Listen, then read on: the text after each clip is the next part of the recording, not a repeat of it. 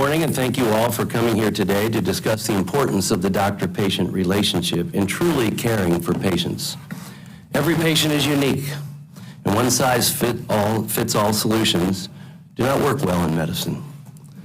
From early on in the pandemic, I recommended to the administration that Americans need to hear from the doctors that are actually treating COVID-19 patients, and that sidelining doctors during the COVID-19 pandemic was a massive mistake. We've lived through many things even before the pandemic. The requirements on our EHR, the reporting requirements they're obligated to give, that all these things that take us away from patients, prior authorization and dictating what patients' medicines are from someone who's never seen the patient. All these interruptions. Your doctor who knows you should have been the primary partner on health and medical decisions. Constant testing, for example, before entering a building, but no testing required to enter our country over our southern border, confused many Americans as to what was going on in the arena of public health. Instead, politicians with no medical background imposed mandates to be followed or to be fired. I'll tell a quick personal story. First of all, I believe the vaccine saved hundreds of thousands of lives. I truly do. And I was very much for the emergency use, especially for those that were most vulnerable. And that should have been our priority, especially when limited. I got the Pfizer vaccine. Months later, I got COVID, and the only reason I knew I had COVID is because I couldn't smell garlic salt when I was cooking. And I snorted this stuff, and I got nothing. I remember having chills about a week and a half before. I got better. I was told that I needed a booster to travel to Germany. So I asked downstairs at the physician's office if I could get antibody levels and T-cell levels before doing the booster. They said, well, we can't do T-cells, but we can do antibodies. A strong level, as I got my results, showed that 40 was very strong. My level was 821. Should there not have been a discussion with the doctor as to whether or not you needed a booster? Whether or not it was going to make a difference? Whether there's a possibility of a hyperimmune response? There was no such thing. We've seen school boards not accepting notes from a physician about their students and maybe just getting one dose of Pfizer so they don't get myocarditis. Rejected. That happened in my own district. To be clear, this important decision, whether to get vaccinated and boosted, is the exact choice that should be between each American and their physician. Why should individuals be strong-armed into getting a vaccine that they may have little or no marginal benefit or potentially create risk for themselves, especially without a discussion? Ms. Dingell on this committee has told us many times, because she had a reaction to vaccines when she was young, that she was very concerned. She was afraid, understandably. But she tells the story that she talked to her doctor and they made the decision to go ahead. Well, so many Americans were not given that option. They were told, you get this or you're fired from your job. The sacred relationship between the doctor and the patient is directly connected with personal health outcomes. Every patient is different. Numerous studies have found that a physician's knowledge of a patient's ailments and emotional state is positively associated with the resolution of those ailments. The doctor-patient relationship, as well as the autonomy of physicians, has been eroded in recent decades. Government interference in medicine has continually crept in and taken advantage of in times of crisis. Bureaucratic red tape and administrative burden forces physicians to spend less time treating patients. For example, Dr. Ruiz and I have had a bill for several years to streamline when insurance companies are saying you must fail first or this is the drug you have to take, so that there's no delay in patient care. We can resolve that. Consolidation in the healthcare market has also brought physicians further under an umbrella of central control. More and more physicians are employees rather than employers. The pandemic rapidly accelerated these trends. As we continue to innovate and prioritize efficiency in our healthcare system, we must also preserve the sanctity of the doctor-patient relationship. With do no harm in mind, we must ensure that physicians have the autonomy to treat patients without undue interference. This is one of the great tragedies of our response to the COVID-19 pandemic. We allowed the government to censor and bully doctors to try to get them to comply with the agreed-upon narratives pushed by unelected bureaucrats and politicians who never treated a single COVID patient, let alone studied medicine. Doctors came under immense pressure to promote COVID-19 vaccines to everyone, regardless of whether they felt it was warranted or medically appropriate. I remember a video I saw with Dr. Fauci, and I think it was around 2004. And in the interview, he was asked, "So if you've had the flu, do you still need the vaccine?" He said, No, you don't need it, because you have more immunity if you've already had the flu than you'll get from the vaccine. So people are confused with the message. Doctors who had prescribed off-label medications for years were suddenly vilified for doing the same during COVID-19. Today, you'll hear from one such doctor, Dr. Jerry Williams, who treated thousands of patients at his urgent care clinics, who felt the positive effects of his cures and treatments, and also felt the negative effects of medical censorship. A federal court of appeals recently determined that the Biden administration violated the First Amendment by colluding with social media companies to stifle dissent about COVID-19 online. It's just what the court said. Federal court also recently revived a lawsuit against the FDA for interfering in the practice of medicine by embarking on a politically motivated campaign against the FDA-approved drug ivermectin. Most medicines for animals are also human medicines, but the doses are different, and it's not fair to say they're the same. This anti-science, anti-doctor, and government-mandated approach during the pandemic failed miserably, and it makes us less prepared to address a future pandemic.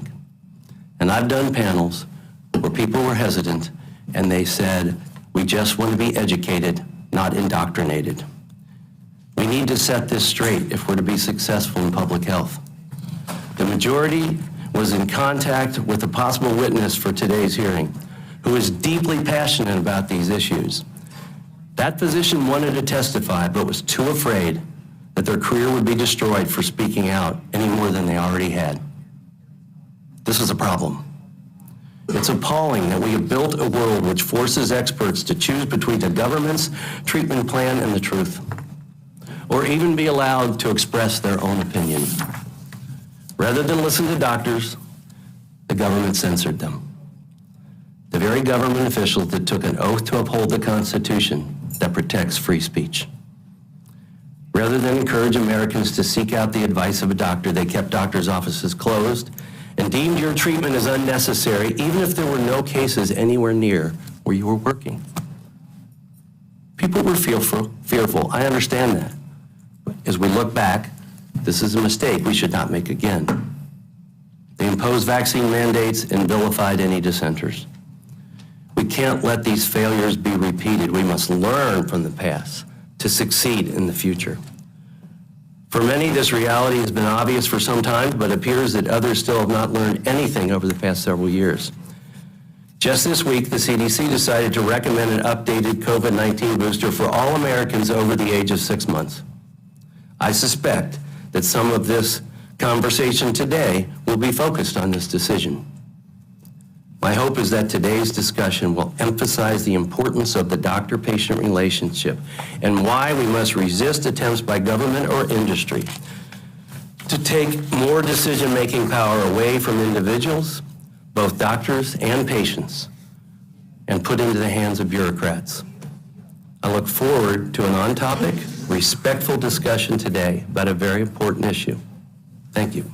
I would now like to recognize Ranking Member Dr. Ruiz for the purpose of making an opening statement. Thank you, Mr. Chairman. The relationship between a patient and their doctor is sacred. It is a cornerstone of healthcare delivery that is rooted in trust, empathy, and the oath to do no harm. As a physician, it is something that I deeply valued when I treated and cared for my patients in the emergency department, giving critical care at critical moments. And for our nation's physicians who served on the front lines of the COVID-19 pandemic, as I did in previous pandemics in the emergency department, I know it's something that they deeply value too. And let me be clear, the physician-patient relationship is not one that occurs in spite of our government's public health institutions. Rather, it is a relationship that is complemented and fortified by the tireless work of public health officials and experts, particularly during times of crisis. And now that we have emerged from the darkest days of this pandemic, we as lawmakers have a responsibility to continue equipping our nation's doctors with the tools necessary to provide the highest quality care to patients, both now and in the event of future crisis. In order to do that, we must continue empowering collaboration between our physician and public health communities in our ongoing response to threats like COVID-19. We've seen what this collaboration can look like during the course of the pandemic. For example, once COVID-19 vaccines became available, the Biden administration and the physician community worked together to rapidly deploy them and increase their uptake, including through common sense policies like vaccine requirements for high-risk individuals working in high-risk situations. These public health measures, which were enacted in support and in consultation with physicians, allowed us to safely and responsibly reunite loved ones, reopen schools, businesses, and workplaces, save lives, reduce harm, and prevent additional hospitalizations.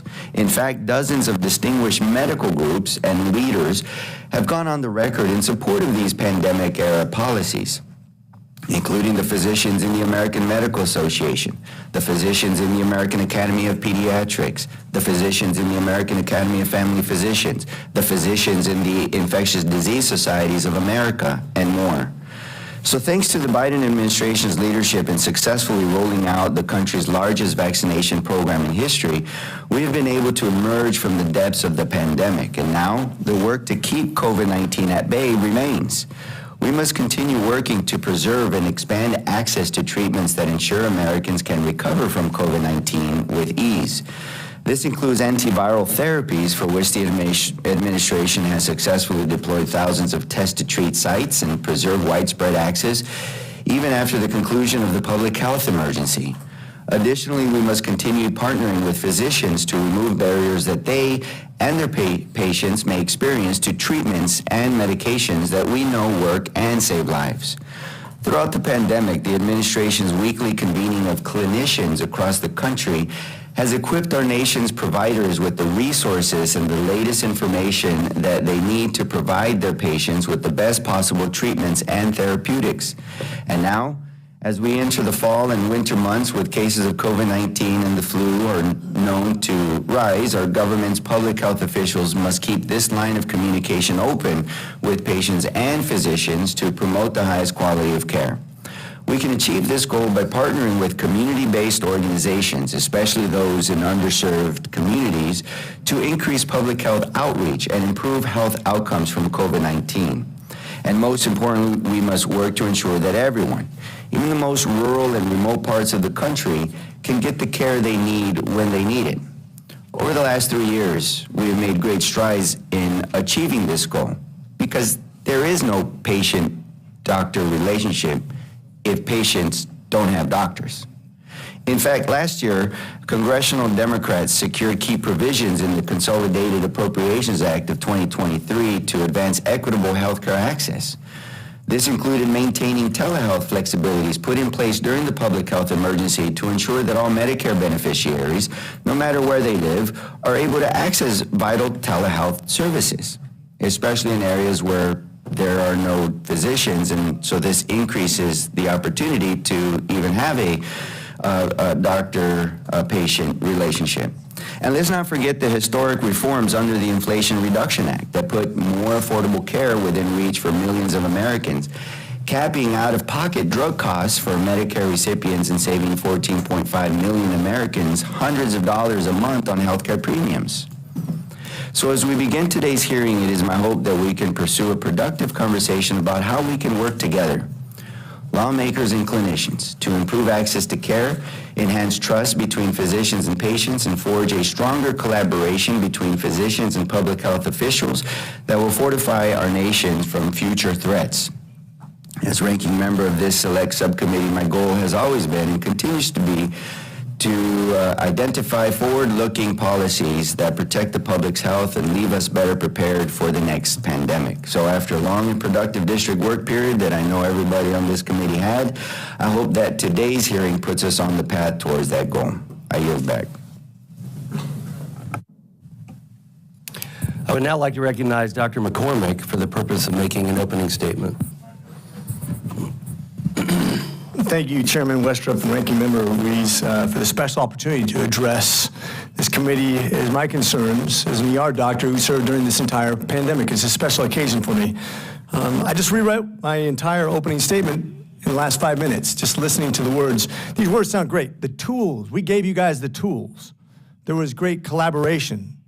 They allowed us to. We removed barriers. We got more affordable health care. Those are all words we've heard recently by the government. The problem is when the tools are biased by the government, when collaboration means the government gets its way, or bribes scientists, or gives them grants or bonuses to change their opinion. When they say allows us to, that means once the government gives you permission to. When they say removes barriers, unless the government disagrees. When they say affordable health care, I don't know of anybody who in America thinks we have affordable health care. So let's start there. Beginning in March 2020, the government took over the conversation of health care. For the first time ever, at least in my lifetime, we had a novel virus that was killing people. And for the first time ever, the collaboration between doctors and patients was interfered with, and also doctors and doctors, and also doctors and scientists, because the government got to have the ultimate say-so. There's the biggest problem. In 2020, as a person who was involved in treating patients before we even knew what it was called, before we even knew what was going on, when we see fevers, as exposed repeatedly, I was censored when I had a scientific/medical opinion that turned out to be right, by the way, but that's inconsequential. The fact is, the government got to tell me what was right and wrong. Government officials who hadn't seen a patient in decades or at all. People who didn't have an MD, who'd never seen a person in the ER, who'd never treated a virus in their life, got to censor me. And some people even threatened to take away my license because I disagree with them. Because I'm an expert too, I found this the biggest problem in the whole approach. It's not collaboration when the government gets to say so and when they are the expert. And this goes back to our basic political philosophy. Is government the equivalent of God? Are they the moral authority? Are they the equivalent of physicians and medical authority? Are they the equivalent of business owners and get to tell you when your business is open and closed, who you hire and fire, whether you should get vaccinated, whether you can travel? This is the fundamental difference that we're arguing today. As a healthcare provider and as an American citizen who has rights that are inalienable, not given to me by the government, but given to me by God, in my opinion. The American people deserve to make medical decisions through the caring and informed conversations with their physician rather than through politically motivated mandates. The American people deserve a choice. The freedom of choice is as fundamental to this country as anything that ever existed. The COVID pandemic wreaked havoc on it. We all agree on that. We know it was a horrible thing, but we can't even agree on the science of what started this pandemic without making it political. Now, just to be clear, I'm not against someone wearing a mask. I'm not against someone getting a vaccination. I was actually one of the first people in the United States to get a vaccination as an ER doc on the front lines seen thousands of COVID patients. The science seemed clear to me at the time that I would have a real benefit against a novel virus from becoming ill and not being able to serve my patients. I got the vaccine willingly, and I'm a military guy. Over 21 years in the military, I've gotten plenty of vaccinations in my time. It doesn't scare me. But as soon as the government said, you will, you're going to have resistance. And ironically, it's not just the white conservatives, it's the black liberals, because people don't trust the government. And as soon as you say, I really want you to get this, and they say, no, thank you, and you say, no, I want you to get this, no, thank you, no, you're going to get this, you know what the response is going to be from those people. You galvanize people. You don't attract them to something. And that's the political nature that we made this disease, and it actually defeated the purpose of a good conversation between a physician and their patient, and what would be maybe a real benefit to a vaccination. Now that has modified. Over time, the science has changed, so to speak. Well, the science hasn't changed, but the opinion has. Whether we use NSAIDs or steroids or different medications has changed. Now, the science changed and we're able to do that, but ultimately, we have to let the scientists and the medical professionals and the patients have those conversations if we're going to keep this from being a political conversation rather than a medical conversation. And that's what I'm sticking up for. Thank you very much, and with that, I yield. Thank you. I would now like to recognize Representative Ross for the purpose of making an opening statement. Thank you very much, Chairman Wenstrup and Ranking Member Ruiz, and thank you to the witnesses, all of you, for being with us today. I'd just like to take this opportunity to call attention to the hypocrisy of the Republicans in designating today's hearing topic, particularly in light of the current state of reproductive rights and reproductive health care in our country. My colleagues on the other side insist that public health guidelines based on strong medical consensus and evidence from the scientific community violated the relationship between patients and doctors. I take this relationship very seriously. My father is a doctor. He raised many of the concerns about having insurance companies interfere with his doctor-patient relationships. This is not an unfamiliar topic to me. But having this discussion while simultaneously advancing an extreme agenda to undercut reproductive health care and insist that elected officials know better than doctors and patients is really rich. It appears that some of my colleagues support government encroachment on America's privacy and health as long as it aligns with their goals of dismantling access to reproductive care.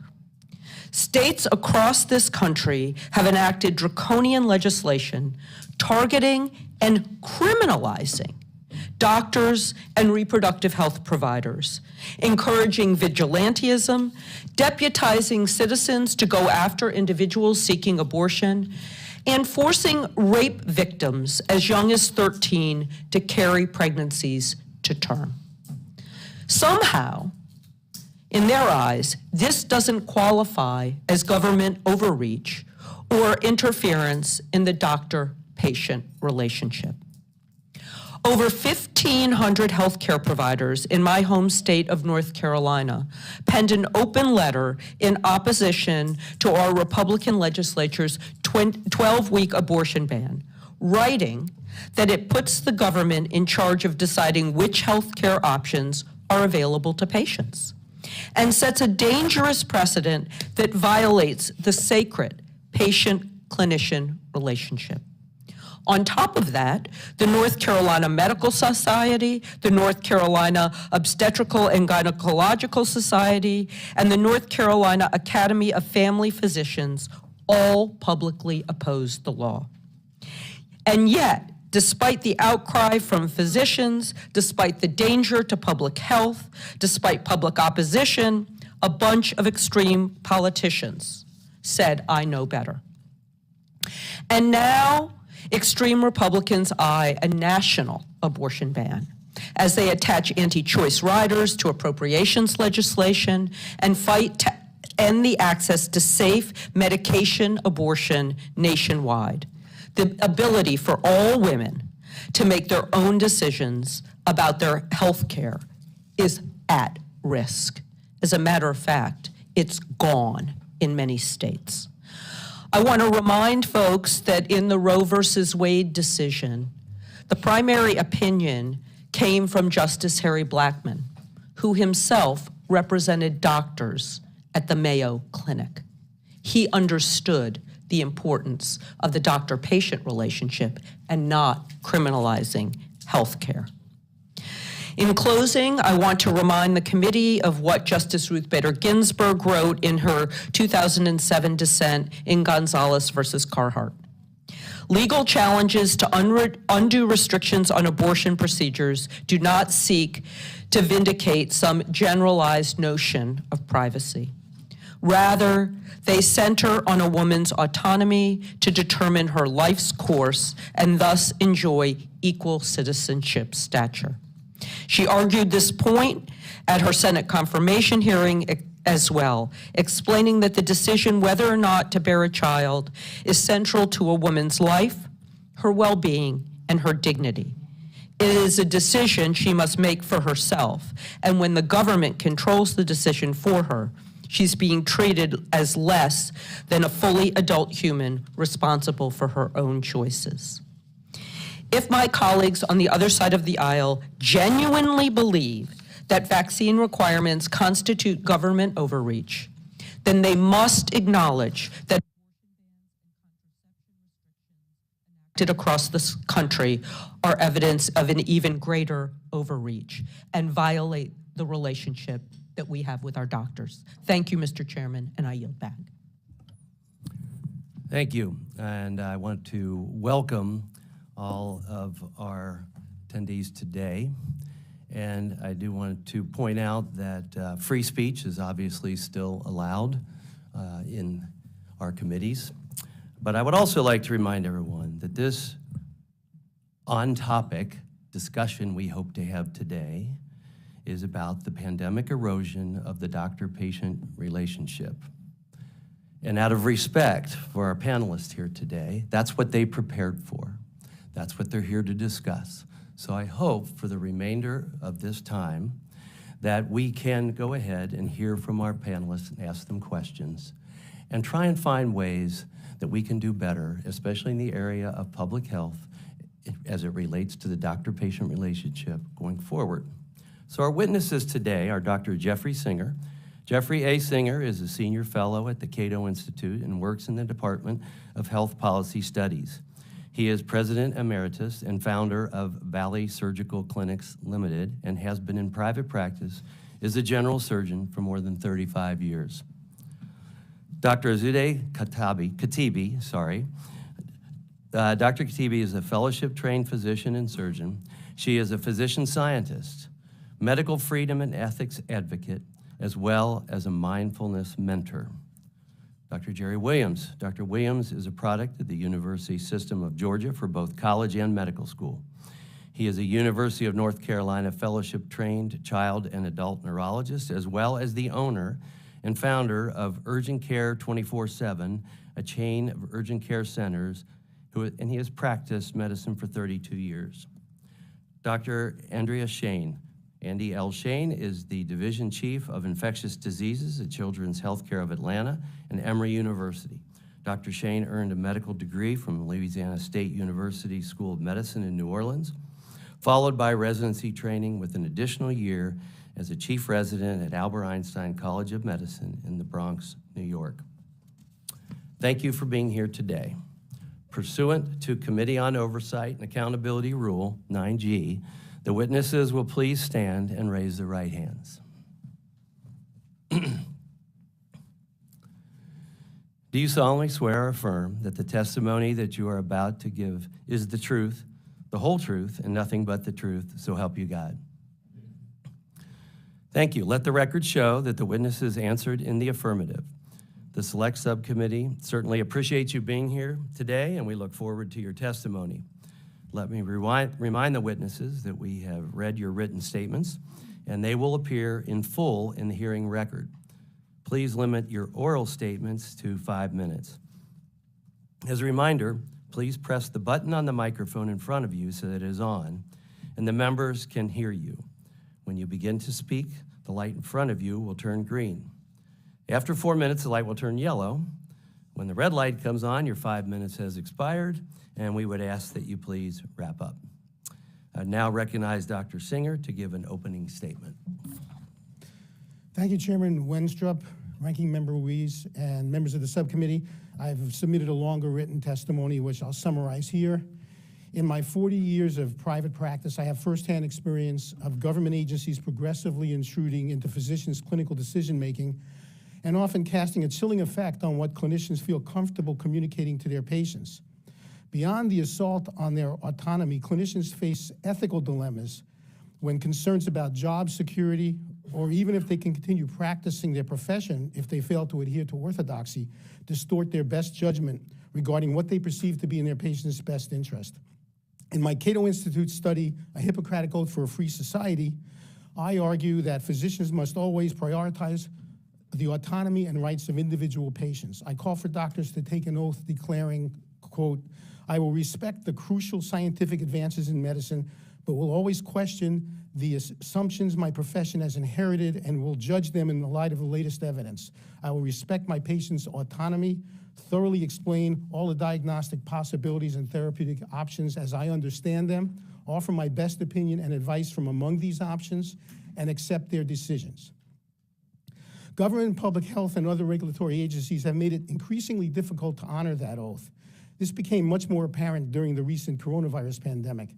As I stated in my essay, Against Scientific Gatekeeping, quote, "A problem arises when some of those experts exert outsized influence over the opinions of other experts and thereby establish an orthodoxy enforced by a priesthood. If anyone, expert or otherwise, questions the orthodoxy, they commit heresy. The result is groupthink, which undermines the scientific process," close quote. During the coronavirus pandemic, most medical scientists, for instance, uncritically accepted the epidemiological pronouncements of government-affiliated physicians who were not epidemiologists. At the same time, they dismissed actual epidemiologists as, quote, "fringe," when those specialists dared to question the conventional wisdom. In my essay, I postulate that the deference to government-endorsed positions is probably related to funding. President Eisenhower observed in his farewell address, quote, "While a free university is historically in the fountainhead of free ideas and scientific discovery, a government contract becomes virtually a substitute for intellectual curiosity," close quote. He also warned that, quote, "We should be alert to the danger that public policy could itself become captive of a scientific technological elite," close quote. Most physicians today are employed by hospitals or by large multi-state corporate clinics. Many of these organizations derive significant income from government funding and government-run programs and are thus reluctant to stray from the recommendations of government health agencies. They insist that their physicians adhere to these recommendations, even if they might personally disagree with the scientific rationale of those recommendations. Employers discourage them from communicating their reservations and concerns to their patients.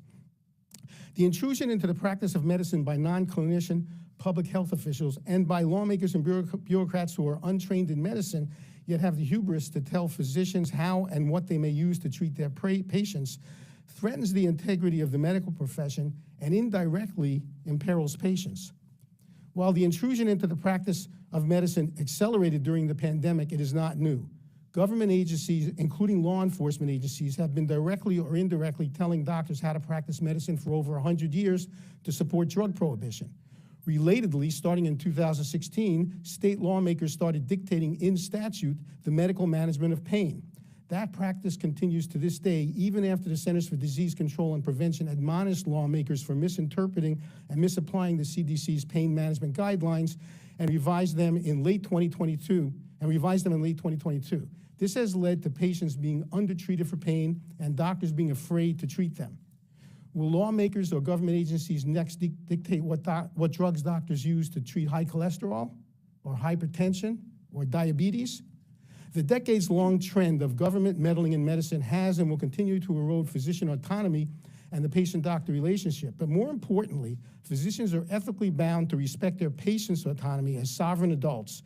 Impeding them from informing their patients of the myriad diagnostic and therapeutic options and imparting their best and honest opinions to them assaults patient autonomy. Thank you for allowing me to participate in this important hearing, and I look forward to answering your questions. Dr. Singer, I want to give you credit because I know your written statement has a lot more to say, and I appreciate that you were able to hone that down for us today, but thank you for both your written statement and that. I now recognize Dr. Katibi to give an opening statement. Good morning, dear members of the subcommittee, and thank you for the gracious invitation to speak before you today. My name is Dr. Azadeh Katibi. I'm a board-certified physician in California. As an Iranian-American immigrant, I'm very grateful to have spent most of my life free from living under an authoritarian regime. But during the COVID pandemic, I recognized disturbing elements of authoritarianism: government collusion and pressuring for censorship, chilling of American speech, abridgment of rights without good reasoning justifying it, and promotion of a toxic culture of misinformation policing and othering of anyone who challenges the CDC's views. The work of a physician is a sacred one, and prior to COVID, our healthcare workforce was already suffering from the severe problems of burnout and loss of autonomy, but the pandemic exponentially fractured the patient-doctor relationship and physician autonomy, particularly in states, institutions, and organizations which have used the momentum generated by the federal government to themselves also overreach. Medical ethics has 4 pillars to which doctors must adhere for their patients: beneficence, non-maleficence, patient autonomy, and justice. Furthermore, doctors are expected to act as fiduciaries for patients, to act in the patient's best interest. In California, I've seen the attempt to remove physicians' basic rights, so I, along with some colleagues, have sued the governor and the Medical Board of California. In 2022, they passed a law that declared it unprofessional conduct for a physician and surgeon to disseminate misinformation or disinformation related to COVID-19. And it defined misinformation as false information contradicted by contemporary scientific consensus contrary to standard of care. It was clear to me, even though it wasn't clear to the California Medical Association, that this violated doctors' right to free speech by chilling their speech, and also the patient's First Amendment right to hear their doctor's speech. It was also clear that making doctors conform to scientific consensus would stunt development of medicine by dampening scientific questioning and academic debate. Lives and liberty were at stake. The word consensus in the law, which has popped up nationally on the stage after COVID, is problematic. In medical terms, consensus refers to the general opinion of doctors or groups of doctors, either informal opinion or formal publication. And even when you craft formal consensus opinion, there's discussion, there's debate, there's disagreement by experts. It is natural and normal for doctors to disagree on what is best for individual patients or groups of patients. It is natural and normal. Throughout history, doctors have had liberty to contradict consensus opinion. Consensus is always catching up to the latest emerging evidence or thought frameworks, and thus, it is always behind the cutting edge. Multiple times as a physician, and also personally for myself and for my family, I have gone against consensus opinion, formal and informal. And I believe that's one of the reasons I am alive today. What's truly frightening about this law is that it was written to target doctors' public speech originally. Make no mistake about it, if they could have gotten away with prohibiting doctors' public speech, they would have. In court, we argued that the law violates the First and 14th Amendments of the Constitution, and we were granted a preliminary injunction against the law, but damage to the doctor-patient relationship has already been done. Doctors are afraid to speak out. They tell me their stories. One doctor tells patients, I tell you what I think, but I can't because it's illegal. Another says, I don't speak up about dosing concerns about the vaccine that I have. One responds to vaccine safety requirements by giving patients a list of vaccine side effects and otherwise stays silent. Another tells patients, I can't say what I want to say because I might lose my license. One doctor advised a group of us docs in a social setting, don't ever write a vaccine exemption because you're going to be investigated and you might lose your license. Another was wrongfully terminated from his job when he started becoming more politically active. Another told me she feels like she's practicing under communism. Doctors say that the situation has gotten, quote, crazy, ridiculous, bizarre. And by the way, the majority of these examples are physicians I knew from before the pandemic, not after. I'm currently involved in 2 lawsuits for physicians' rights, and I'm doing my part, and I look to you to do your part to lay the policy framework for wisely being responsive instead of reactive, having ethical government that shuns censorship and chilling tactics, and encourages a culture of supporting open scientific debate by trained people, no matter if they come from inside the government or outside, and even if they disagree with the government's assessment. Lastly, I'm mentioning this because I think it's so important. I urge you to investigate the effects of COVID on the consistently sickest people in our population. They're about 15 to 20% of people, but they have about 50% of the diagnoses, healthcare expenditures, and office visits in the United States.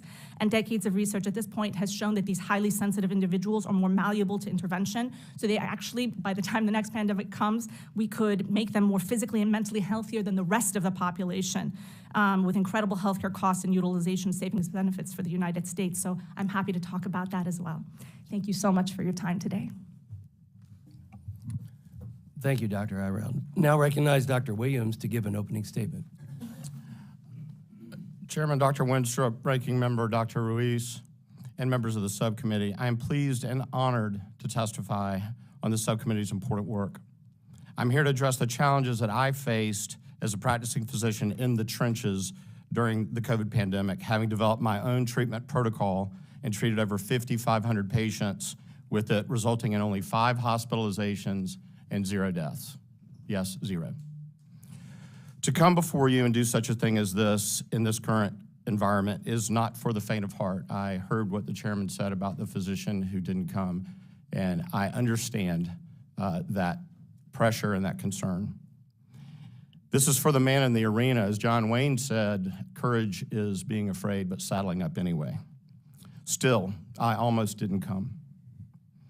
But then I heard the words of one of my heroes, fellow Savanian Supreme Court Justice Clarence Thomas, who said, "I would rather die than withdraw." The industrial medical complex and bureaucracy demanded that I stand down. Check at the door my common sense. 2 internships, one in internal medicine and pediatrics, and a residency and fellowship in child and adult neurology. But I refused. Sadly, the overwhelming majority of my colleagues did comply. I didn't stand down then, and I won't stand down now. I'm here to speak for the 1.2 million U.S. citizens who died with COVID, and the over 5.8 million others worldwide that did the same. I speak for the countless patients who now suffer from long COVID and post-vaccine injury. And no, I am not anti-vaccine. I speak for those that died from complications of the COVID vaccine. I speak for the family members who were refused access to their loved ones while their loved ones died in a hospital or nursing home alone. It is our duty to be the voice of others, to speak for others that cannot. It is also my First Amendment right, and I will be their voice. In early 2020, as the pandemic was beginning, I took an inventory of the arrows in my quiver to fight the COVID-19 virus. I had one, a zinc tablet from my local pharmacy. That was it. Realizing how unprepared I was, I immediately went to work and began researching everything I could find on coronaviruses. And I found the 2005 peer-reviewed article from the journal Virology on chloroquine and its effectiveness against SARS-CoV infection and spread. Considering I had nothing else, it was a start. An inexpensive, safe, well-used old drug with worldwide availability. Simultaneously, I was working to protect my employees because it quickly became abundantly clear that we didn't have enough PPE. No one did, and you couldn't buy it at any price. So I found a paper from 2010 that addressed the H1N1 influenza pandemic of 2009. And it showed a reduction of flu transmission to healthcare workers by using outdoor exam rooms. So we had the first outdoor exam rooms that I knew of anywhere. And I was immediately attacked on social media, and I was immediately attacked by a local hospital for violating OSHA and HIPAA by having outdoor exam rooms, which, by the way, became the standard nationally and internationally. On March the 9th, 2020, in the journal Clinical Infectious Diseases, an in vitro study showed hydroxychloroquine, chloroquine's first cousin, so to speak, to be more effective than chloroquine in the inhibition of SARS-CoV-2. I had more experience with hydroxychloroquine and was very comfortable with that medication and its safety profile. And so I immediately started preparing our first version of our treatment protocol. We never attempted to do a publishable study. Our goal was to kill this virus and save the next patient coming through the door. We never took a one-size-approach-fits-all. We treated each patient with as much of our protocol as was appropriate and safe, and our anecdotal evidence accrued. In summary, I simply adhered to my Hippocratic oath and a basic tenet of medicine, specifically infectious disease medicine, which the medical industrial complex and bureaucracy ask us to all forget. Treat early to prevent the afflicting agents, whether bacterial, viral, fungal, or protozoal, from getting a toehold. I wrote up my sleeves and applied what I'd learned, was transparent and honest with my patients, observed carefully, followed up and documented compulsively, adjusted when necessary, learned, unlearned, and refused that which was antithetical to medical science. Thank you for the opportunity to participate in this bully pulpit. Thank you, Dr. Williams. I now recognize Dr. Shane to give an opening statement. Chairman Weinstrup, Ranking Member Ruiz, members of the subcommittee, thank you for inviting me to testify. As a pediatric infectious disease physician, I have cared for newborns, children, and adolescents with COVID-19 and led efforts at my institutions to ensure that care was optimally provided throughout the pandemic. The clinician-patient relationship is a foundation of our healthcare system. To earn and maintain our patients' trust and exercise beneficial medical judgment, we must stay abreast of the best available data. Our public health agencies are partners in this effort. During the COVID-19 pandemic, physicians worked rapidly to update practices according to new information. These changes often appeared confusing and required explanations about the why behind them. These discussions involved a true investment in the clinician-patient relationship. As a pediatrician, I have the privilege of taking care of children who are my patients and their parents who are indirectly my patients. When I think about the clinician-patient relationship before, during, and after the pandemic, I see evolution, partially driven by the pandemic and partially driven by the information explosion that has changed the delivery of healthcare. Supporting population-based health measures enhances the provision of optimal care for individual patients. In addition, community-based measures that prevent infection, hospitalization, and death benefit both the individual who remains healthy as a result and the community in which they reside. Preventing hospital overcrowding and healthcare worker burnout better positions us to provide high-quality care to individual patients. When COVID-19 vaccines first became available, there were compelling reasons to boost vaccination rates quickly, based on the information that was available at that time. As a result, many healthcare professional societies supported policies requiring vaccination, particularly for healthcare workers. But vaccine requirements are not new. Schools have enrollment vaccine requirements, and we require seasonal influenza vaccine requirements for healthcare. Those have been in place for many years. Clinicians have been leaders in efforts to vaccinate the population. Infectious disease physicians have been deeply engaged in educating other clinicians about COVID-19 vaccines. We have partnered with public health agencies, community-based organizations, and the media to educate the public because we saw before us the life-saving impact of COVID-19 vaccination. COVID-19 therapeutics are critical in saving lives and preventing hospitalizations. Data has helped us inform the prioritization of limited COVID-19 therapies, how to optimize them, and how to manage potential adverse effects. The collaboration of public health and clinicians is critical to collect, analyze, update, and make publicly available data on COVID-19 therapeutics. Now, the federal government, healthcare systems, public health officials, and clinicians must work together to expand equitable access to both vaccines and antiviral therapies by increasing the use of telehealth, mobile clinics, and community health centers.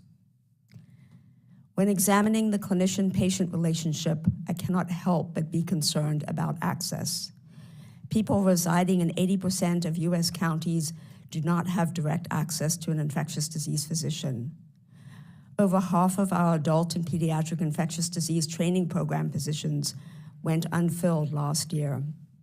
Low compensation relative to other specialties is just one barrier. Despite these challenges, we are committed to applying lessons learned to improve our preparedness and responses to future public health emergencies by improving surveillance, data infrastructure, laboratory capacity, communication, and research to ensure that we preserve the clinician-patient relationship that is so instrumental in our nation's health. It will take all of us coming together. I'm grateful for this opportunity to testify. Thank you. I want to thank you all very much. I now recognize myself for questions. Dr. Singer, I understand you published a study earlier this year regarding the Hippocratic Oath and how it should be adapted. In this study, you note that medical schools are straying further from the traditions of their oaths.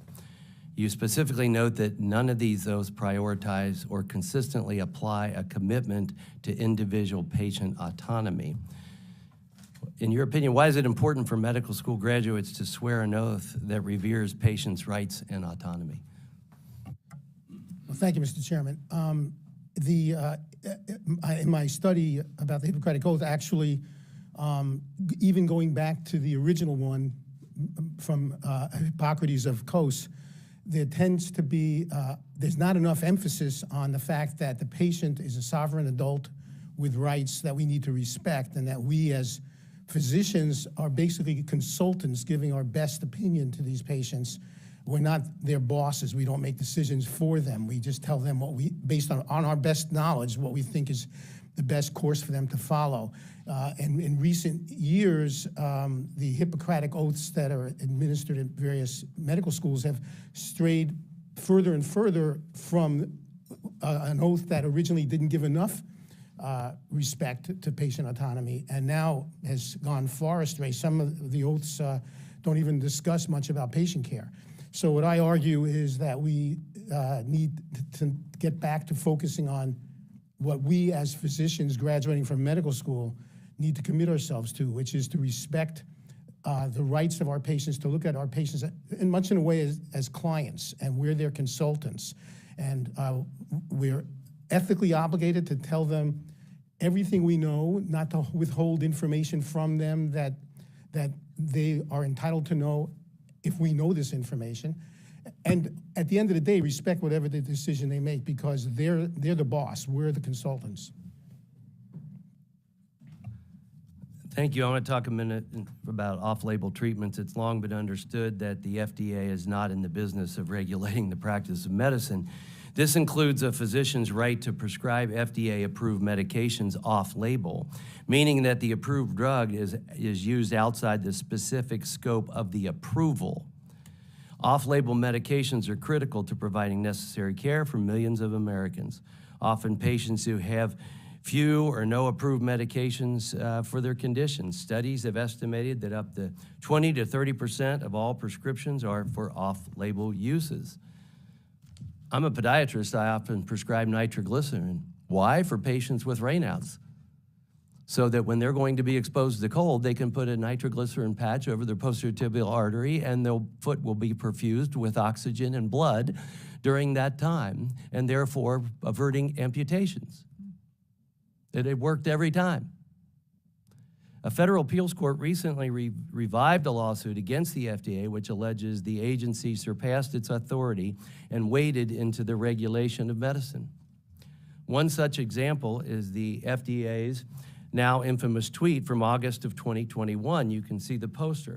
"You are not a horse, you are not a cow. Seriously, y'all, stop it." That's from the FDA. Let me tell you, I worked in a drugstore in high school, and I can remember a time where a medicine that we commonly dispensed, I looked at the label and I saw the name of the patient was Spot. It was for a dog. I understood what that was about. It was a human medication that is also used for an animal. This tweet is condescending in every single way, and it's palpable, and it's incorrect, and it's misleading, and this is coming from the FDA. Not to mention, the FDA appears to conflate the off-label usage of FDA-approved human-grade ivermectin with its veterinary counterpart.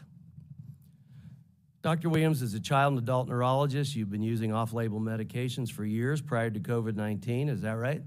Yes. Including drugs like ivermectin and hydroxychloroquine? Yes. And did you ever have a problem obtaining them for your patients prior to COVID? Many times. Do you believe that actions taken by the FDA or other federal officials may have caused this? Yes, without question. Dr. Singer, why it's important to preserve a doctor's right to prescribe medications off-label? Well, first of all, much of clinical knowledge comes from prescribing drugs off-label. We read in the medical literature much of the time comparative effectiveness studies showing how different drugs that were developed for one particular disease appear to have a use in another disease, and then we doctors, especially when there's a scientific rationale for it, we doctors sometimes use that on our patients in certain clinical situations, and then we share our experiences. Sometimes as time goes on, we learn that it turns out that it wasn't what we thought it was cracked up to be, and we pass the word along and abandon it. But other times, we find that indeed this is an excellent treatment, and eventually the FDA comes around and revises its recommendations for use. So, but this is the way we gain scientific knowledge in the clinical field. You really can't gain knowledge unless you try different things and report on it to your colleagues. Yeah, and not to pick on you, Dr. Singer, but I look at minoxidil, which was approved for treating high blood pressure, but a side effect was hirsutism and hair growth. So dermatologists started mixing it off-label with lotion for hair growth. And now we see where that's now used commonly. You know, I want to talk about missed appointments a little bit. Because of disruptions in care during the pandemic, the number of patients who were screened for cancer fell significantly. Correspondingly, the numbers of diagnoses also fell off. Early stage cancer diagnosis fell by almost 20% in 2020. A recent study in Lancet Oncology found that this has now led to an increase in diagnosis of deadly late-stage cancers across almost all types of cancer. Dr. Singer, are you seeing similar trends in your field? Chairman Wenstrup, yes. In fact, we even saw this during the darkest days of the pandemic. I'm a general surgeon, so among the spectrum of diseases that I'll deal with is, for example, appendicitis or diverticulitis. We were seeing patients show up in the emergency department with very advanced cases, several-day-old ruptured appendicitis or ruptured diverticulitis or peritonitis, the kind of thing we rarely see in our developed society these days. And since then, too, we've seen an unusually large number of people presenting to our office with surgical problems that are in a much more advanced state than we're accustomed to seeing them as. I appreciate that. In the early days, everyone was scared. So, you understand that we just need to shut everything down. But what I have concerns about is, were we looking at local levels? I mean, I even had a sheriff call me because someone who was scheduled for their painful hernia, their case was canceled at a time when in that county there were no cases of COVID, and he ended up taking his life because he was in so much pain. So, lessons learned, I think we ought to take into consideration what's going on at a local level. And I do want to take just the opportunity to discuss off-label again a little bit and give Dr. Katibi and Dr. Shane both a chance to give your thoughts on the use of medications off-label in general. Certainly, in my practice of ophthalmology, we use off-label drugs all the time. If we didn't, we would actually have a lot less of an arsenal of drugs to use against diseases. So it's an integral part of medical care, and the government shouldn't be dictating to you the off-label uses that actually aren't potentially very dangerous to patients and make sense. And especially in a late-stage case or something where you're just no other options, it's a good thing to be able to utilize. We passed a bill here several years ago relating to the right to try. So, Dr. Shane. Thank you, Chairman Wenstrup. In pediatrics, I have actually had several opportunities to use medications off-label. Unfortunately, because many medications are not tried in children as part of clinical trials, we're often forced to do that. And so one of the really potential ways that we can optimize that is by including children in clinical trials so we can gather data and medications do not have to be used off-label. Thank you. Thank you. Thank you all for your input here. I now recognize Dr. Ruiz for questions. Thank you. Over the course of the pandemic, public health officials worked with limited and constantly evolving and changing information to keep Americans safe and implemented policies that helped our nation overcome the virus. You know, we talk about off-label uses of medications as a physician. It's something we do, but we also do it with caution.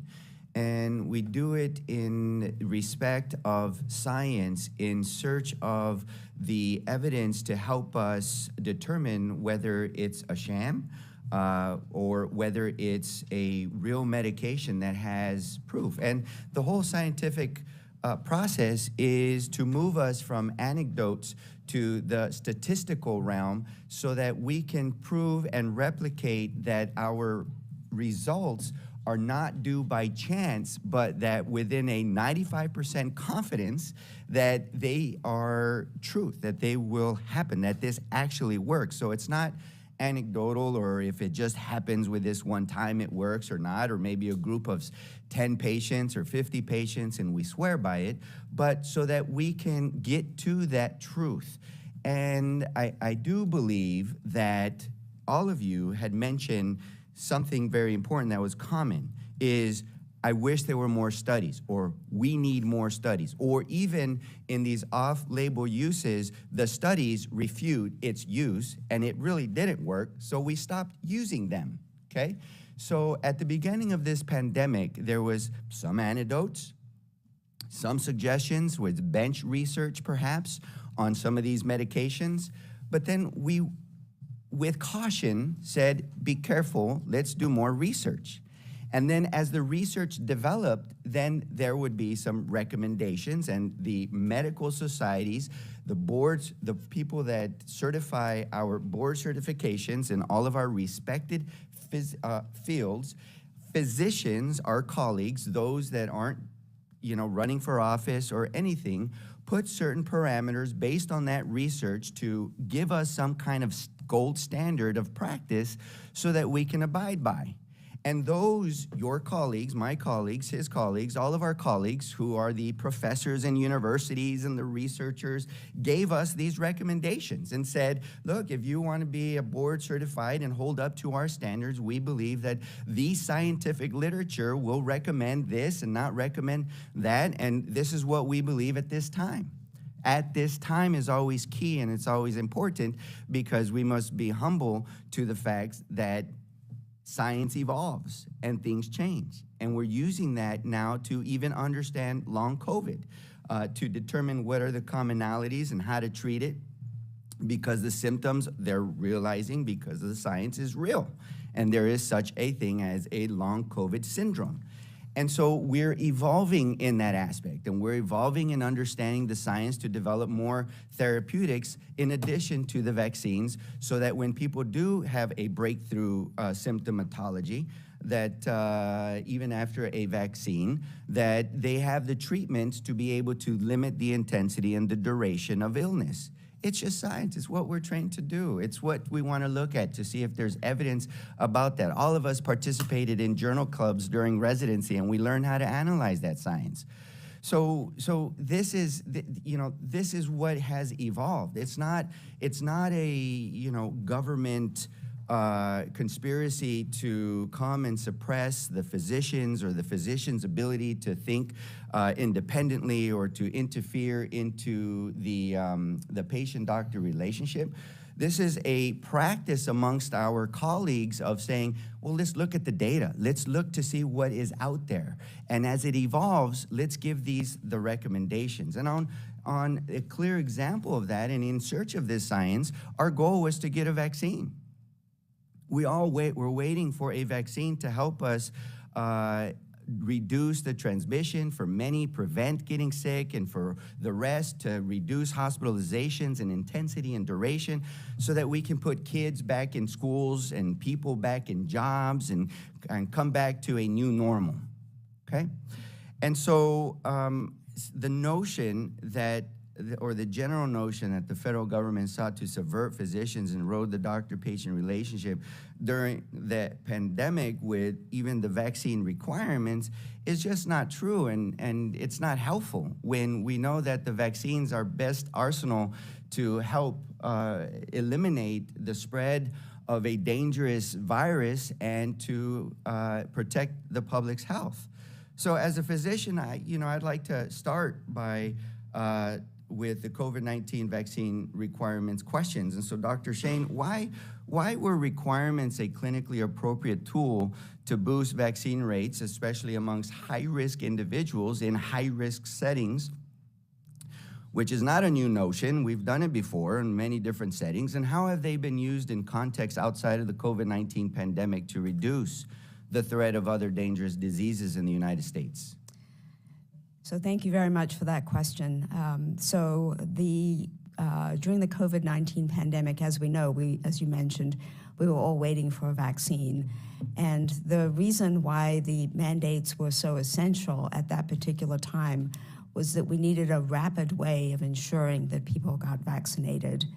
And certainly there was a lot of communication about the benefits, and with everything, there's always a risk, so communication about the risk as well.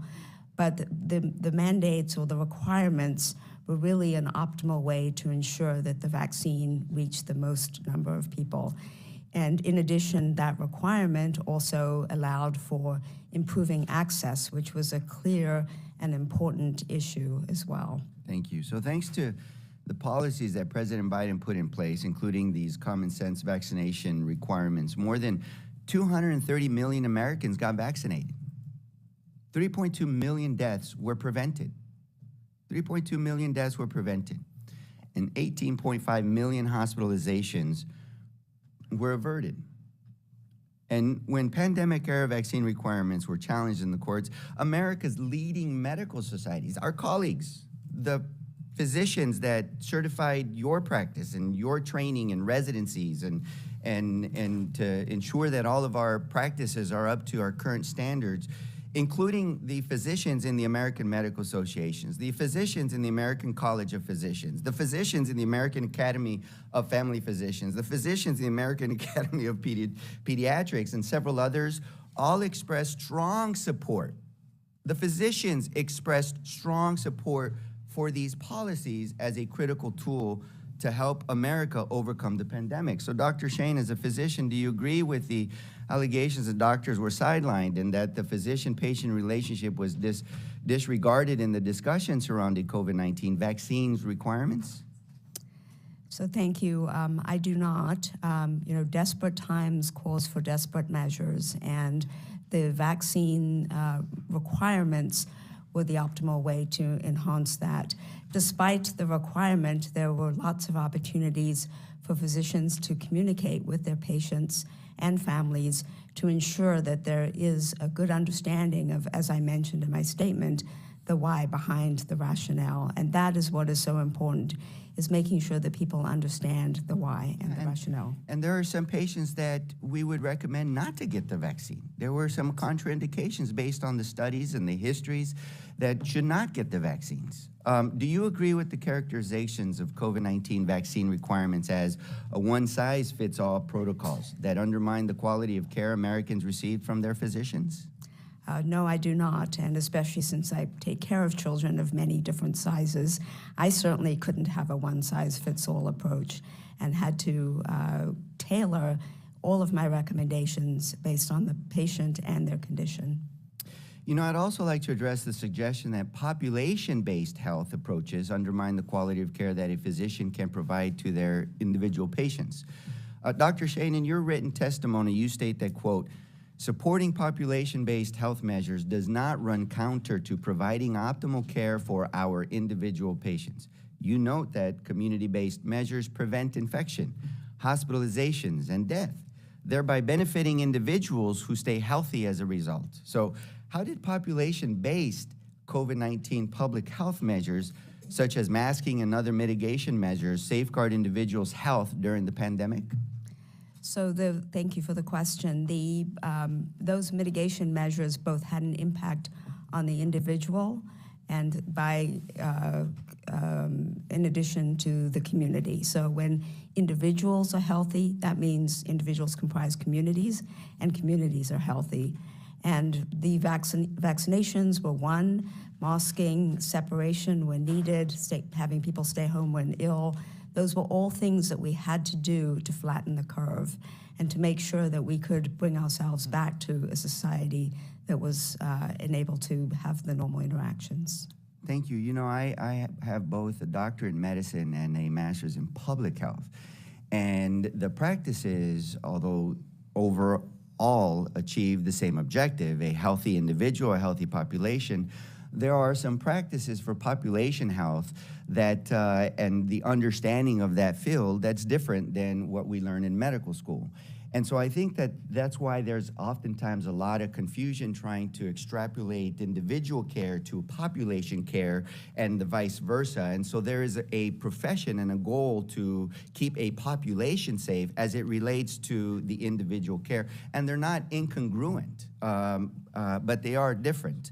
So one final question for you. How does the work of our public health institutions complement, as opposed to undermine, a physician's role in providing the best care for their patients? So thank you for the question. That's actually very critical. And the clinician has a perspective, the individual perspective, and then the public health institutions have a different perspective. And so bringing those two together is the best way to ensure that we have policies and recommendations that take into account both the individual and the community. Thank you. Thank you, and I yield back. I now recognize Dr. Miller-Meeks for 5 minutes of questions. Thank you, Mr. Chairman. I'd like to thank the SSCP for having this hearing, and I'd also like to thank all of the witnesses for testifying before the Select Subcommittee today. First, let me just say, for those who don't know me, I'm a physician, was a nurse prior to being a physician, was also the director of the Iowa Department of Public Health, and a 24-year military veteran. So I have a lot of experience in all facets of medicine. The COVID-19 pandemic dramatically altered many aspects of healthcare. As we know, hospitals and clinics were closed, even though in the healthcare setting, we know how to manage infectious diseases. But most notably, I think what we saw was a further erosion of the doctor-patient relationship.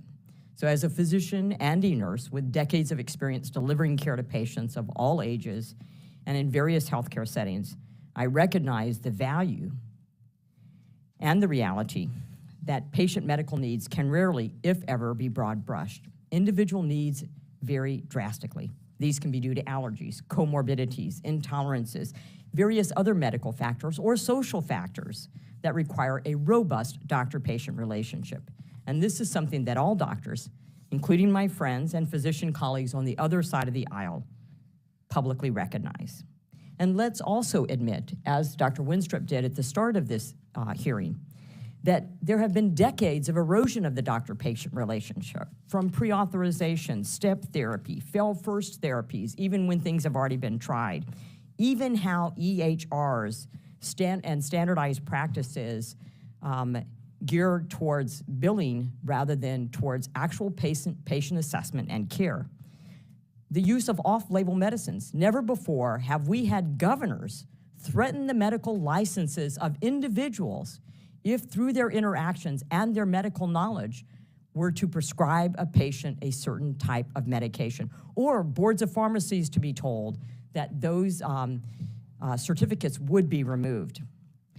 I was and am still appalled by the multitude of COVID-19 vaccine mandates imposed by federal, state, and local governments throughout the pandemic for exactly this reason. And I would disagree with our witness, who said that there were lots of opportunities. There were not lots of opportunities. If you were in the healthcare setting, despite over a year of having provided care to patients with PPE, you were mandated to get a vaccine or lose your job. I know of people who lost their job.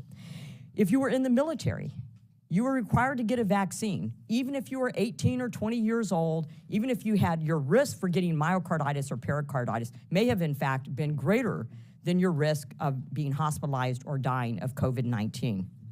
We did not recognize infection-acquired immunity, which we have in every other type of infectious disease, but not in this one. Somehow, it just evaporated when it came to COVID-19. And in our school systems, you couldn't go to school as a child if you weren't vaccinated. So excuse me if I do not believe that the doctor-patient relationship and the doctor's conversations with individuals may have said you're at low risk or getting vaccinated or you've had COVID-19. I had the same experience as Dr. Winstrup. I was vaccinated. I gave vaccines in the 24 counties in my district. Recommended for people to be vaccinated and have conversations with their provider. But nonetheless, when I was testing my antibody levels and keeping track of them because of some research that said you may decrease antibody levels with boosters, my antibody levels were high, but even last December was still recommended to get the vaccine, to get a booster. So I'm not going to continue to pontificate, although we could go on for quite a while.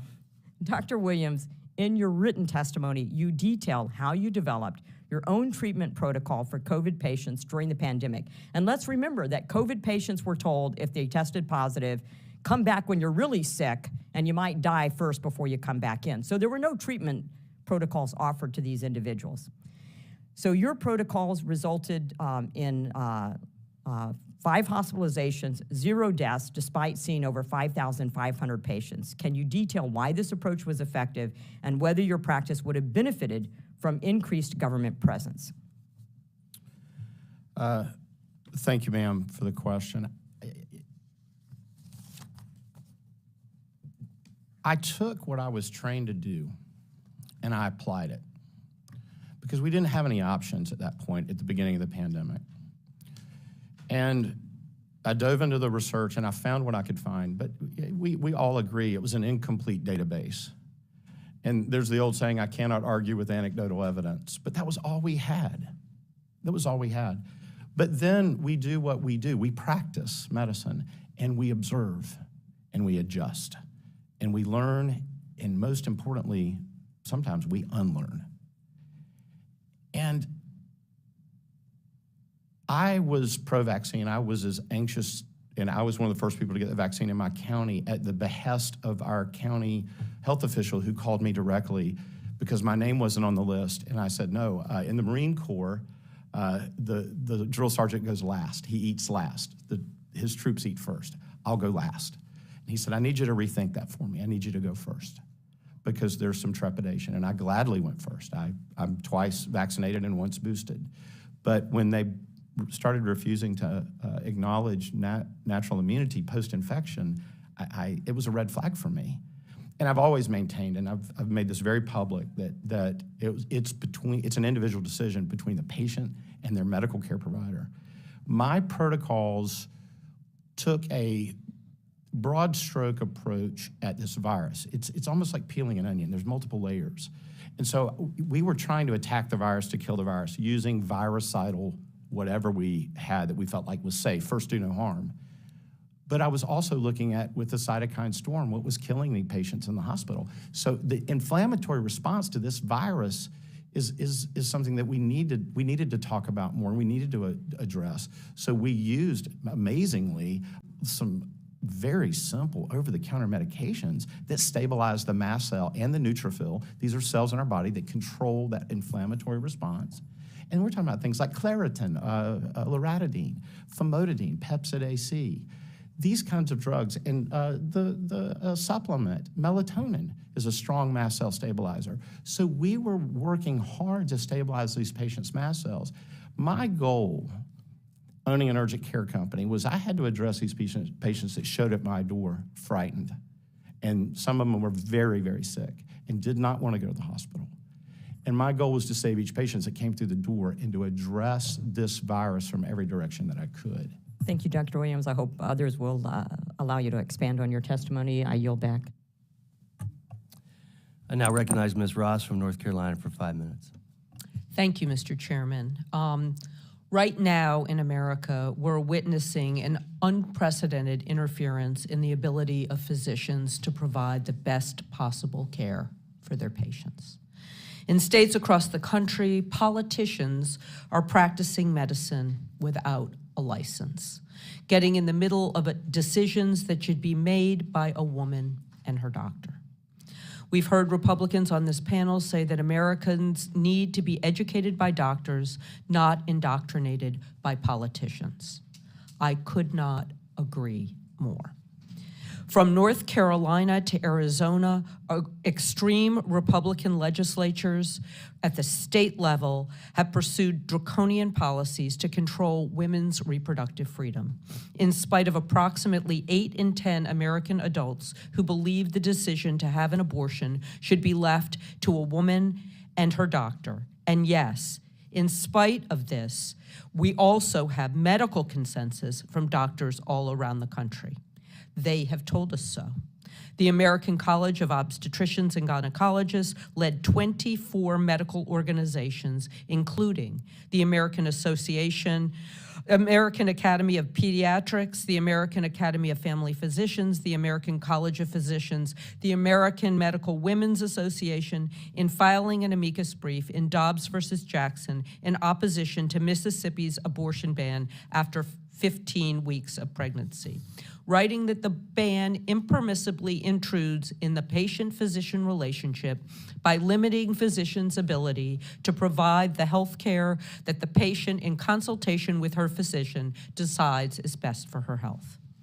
And that Mississippi's policy places clinicians in the untenable position of choosing between providing care consistent with their best medical judgment, scientific evidence, and the clinician's ethical obligations, or risk losing their medical license. Dr. Shane, as a physician, do you agree that abortion bans intrude on a physician's autonomy to provide the best care for their patients in accordance with their medical judgment? Thank you for the question. Yes, I do. Thank you so much. This isn't the only example of physicians speaking out against extreme abortion bans enacted in states across America. In Ohio, the American College of Obstetricians and Gynecologists, the American Medical Association, the Society for Maternal Fetal Medicine filed an amicus brief in opposition to the state's 6-week abortion ban, writing that the law would force clinicians to delay provided needed medical care until a patient is in a critical situation. And by the way, on the opposing side were 18 Republican attorneys general, some might say a group of politicians, who filed a brief in support of the abortion ban. The list goes on and on. Now, let's compare how doctors responded to public health measures implemented during the COVID-19 pandemic. In November 2021, the American Medical Association, led by 60 organizations and more than 30 preeminent doctors, scientists, and public health leaders, had a statement of support for OSHA's vaccine policies. In BST Holdings v. OSHA, the AMA filed an amicus brief in support of the agency's vaccine and testing policies, emphasizing that COVID-19 poses a grave danger to public health and that halting the policies would irreparably harm the public interest. In MB Parent of Minor SB v. Knox County Board of Education, Democracy Forward filed an amicus brief on behalf of the Tennessee chapter of the American Academy of Pediatrics in support of schools making policies pointing to the significant protection that masking provides to teachers, students, and the community. The list goes on. Dr. Shane, based on everything that I've just shared, do you agree that the vast majority of the physician community supported public health measures implemented to reduce the spread of COVID-19 and overcome the pandemic? Thank you for the question. Yes, during the time of the COVID pandemic, physicians did overwhelmingly support the mitigation measures that were so life-preserving and enabled people to continue to do some of the essential work like attending schools, going to businesses, and doing all of those other things very, very safely. Thank you very much. And Mr. Chairman, I yield back. I now recognize Ms. Lesko from Arizona for 5 minutes of questions. Thank you, Mr. Chair. First, I want to thank you for having this topic of discussion. I think it's an important topic. And I also want to thank all four of you for coming to testify today in front of us. And I have to admit that I know Dr. Singer for, I don't know, like 20 years, I think, 20 years. He's from Arizona. And I represent Phoenix area and some suburbs of Phoenix in Arizona. I would love to debate some of the extreme pro-abortion views that are going on in our country right now that support abortion up to the very last minute, but this is not the meeting to do that at. So next time I will debate that if we have a hearing on that. Dr. Singer, on April 2nd, 2020, Arizona Governor Doug Ducey issued an executive order barring pharmacists from dispensing hydrochloroquine or ivermectin unless they had a prescription from a doctor saying the patient had COVID-19. In Arizona, patients were not allowed to use these drugs for preventative measures, even if a doctor prescribed it.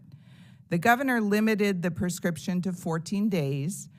This was the case not just in Arizona, but across the country. Now, I'm not sure in the case of Arizona, I think he did it, quite frankly, because he thought there'd be a shortage of ivermectin and hydrochloroquine. Also, in 2021, William and Carla Salier had gotten prescriptions from a doctor in Missouri for ivermectin and hydrochloroquine to treat their infection with COVID-19. William Salier had become seriously ill from the virus. Pharmacists at Walmart and Hy-Vee refused to fill those prescriptions. Carla Salier says the Walmart pharmacist rudely lectured her about the dangers of treating COVID-19 with ivermectin, and the Hy-Vee pharmacist said it was against corporate policy to prescribe the drugs for COVID-19. Dr. Singer, do you think it was right for governments and pharmacies to overrule doctors? Thank you, Representative Lesko. As I said in my opening statement, this was a major problem. And nowadays, most pharmacies employ pharmacists, and most medical doctors are employed either by hospitals or by corporate clinics who, even if they're not explicitly told by government agencies what the policy should be, they certainly feel the pressure and they don't want to go against government agencies. Right now, the evidence suggests that hydroxychloroquine and ivermectin are not helpful in the treatment of COVID-19. But in the early days of this pandemic, when thousands were dying on a daily basis, and we didn't know, the information was just coming in. We're still getting information. We're still learning more now than we thought we knew. There was anecdotal and observational evidence that these drugs may be effective to prevent or treat COVID-19. It was I would argue, the ethical thing for a physician speaking to their patient to say, I'm aware from anecdotal evidence that this may be helpful. We're talking about drugs that have very safe, a very good safety profile. They've been around for years, used for other things, and don't have a very high complication rate. And I think it would have been unethical for the physician not to mention to the patient that this may be helpful, providing you understand that I can't guarantee it because all the information isn't in, and providing that you're willing to accept whatever risks this drug has, and then let the patient decide. So this became politicized, and this is kind of unprecedented because, as was mentioned earlier during the testimony, 20% or more of all drugs prescribed in this country are off-label prescriptions, and we don't see this kind of interference. And we physicians, as we learn as time goes by, if we learn that the off-label use of that drug turns out not to be effective, then we stop doing it. But we won't, if we suppress basically clinical investigation and just sharing of clinical knowledge, then we suppress the advance of medical science. Well, I agree, and so thank you very much. And Dr. Williams, do you have anything more to say on the subject? Because I know Dr. Miller-Meeks ran out of time. Well, my colleague, thank you. She made a good point. As a pediatric subspecialist, as a child neurologist, I've had to use drugs off-label for my pediatric patients, for example, my entire career. I mean, we did it every single day of fellowship, for example. So I was used to having that conversation with my patient about off-label use, risk, benefit, and we make a decision. The patient makes a decision in consultation with their medical care provider, whether it's a physician, nurse practitioner, PA, et cetera. So that's part of that sacred relationship that we're here talking about today. And also, I would ask everyone to keep in mind that early on, hydroxychloroquine had an EUA briefly for use. All right, well, thank you all again, and I ran out of time, so I yield back. And now recognize Mr. Garcia from California for 5 minutes of questions. Thank you, Mr. Chairman. I just do want to start just by pushing back against some of the Republican claims and some from my colleagues that these abortion bans that are completely extreme and out of step are outside the scope of this hearing. Now, to use their own words, this hearing is about a, quote, one-size-fits-all protocols promoted by politicians that eliminate the decision-making power of patients and physicians, end quote.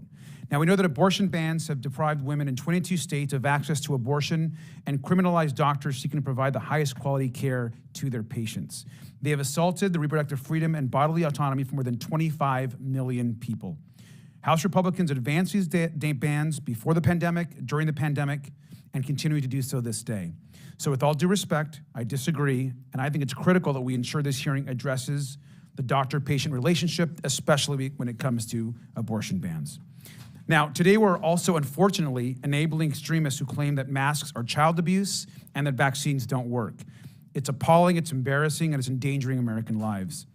Now, the House Republicans have built an entire platform around controlling women's bodies, banning health care for LGBTQ plus people, and putting corporate profits over the health of everyday Americans.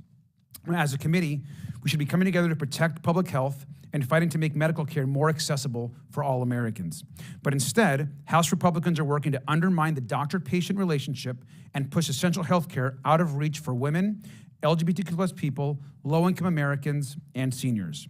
Now, the truth is most doctors and medical professionals continue to support common sense guidelines about pandemic response, just like they overwhelmingly support access to abortion, gender-affirming care, and HIV prevention. But right now, Republican leaders are working overtime to restrict every single one of these things, even over the explicit protests of doctors, patients, and medical experts. Now, over 20 Republican-led state legislatures have criminalized health care for LGBTQ plus people, forcing families to travel hundreds of miles and even flee their communities to access life-saving, medically recommended care. And it's also estimated that nearly 400,000 transgender adults live in states that are considering legislation to ban health care that they actually depend on. This is almost 500,000 Americans. And this doesn't stop at trans people or the broader LGBTQ plus community and their families. Far-right leaders are so desperate to continue their attacks on LGBTQ plus Americans that they're targeting critical medication that prevents the transmission of HIV. In March, an extreme Republican-appointed judge in Texas struck down the Affordable Care Act's free preventative services requirement, all because of a cultural war vendetta against the very existence of gay people. And I know this because I, myself, am part of the community. Now, Mr. Chairman, medical providers are pulling out of already underserved communities in Republican-led states explicitly because these policies infringe on their ability to care for patients. Doctors are being threatened with legal action for simply providing safe, effective, and medically necessary health care, all because extremist points of view have decided their top priority should be interfering with people's most personal medical decisions and the doctor-patient relationship. Dr. Shane, I want to ask you, given your perspective as an expert in infectious diseases, I want to ask you about the importance of accurate science-based public health information. First of all, how important is it for government institutions to provide patients and physicians with clear and consistent public health information, especially during an ongoing pandemic? Thank you for the question, Representative Garcia. It is absolutely critically important that information is available, that it is accessible, that it is interpreted and communicated to families and patients. And is it fair to say the overwhelming majority of physicians, including infectious disease doctors that you're representing today, supported efforts to get Americans vaccinated? Absolutely, yes, we do. And I want to add also, I was mayor of my city for 8 years. We have our own health department. We don't use the county system. We run one of the largest health departments in the state of California, and we pushed to get everyone vaccinated.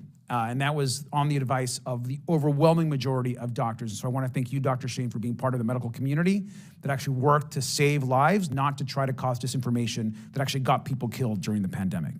I want to also ask you, are individuals, including political leaders, who spread misinformation about vaccines endangering public health and costing American lives? Thank you for the question. Yes, unfortunately, when misinformation is spread, that has tremendous adverse effects that impact not only the individual, but the entire community. Thank you. And I want to, again, add that it's really unfortunate that we continue to push vaccine hesitancy, not just on this committee, but across the country. And with that, Mr. Chairman, I yield back. Now recognize Mr. Cloud from Texas for 5 minutes of questions.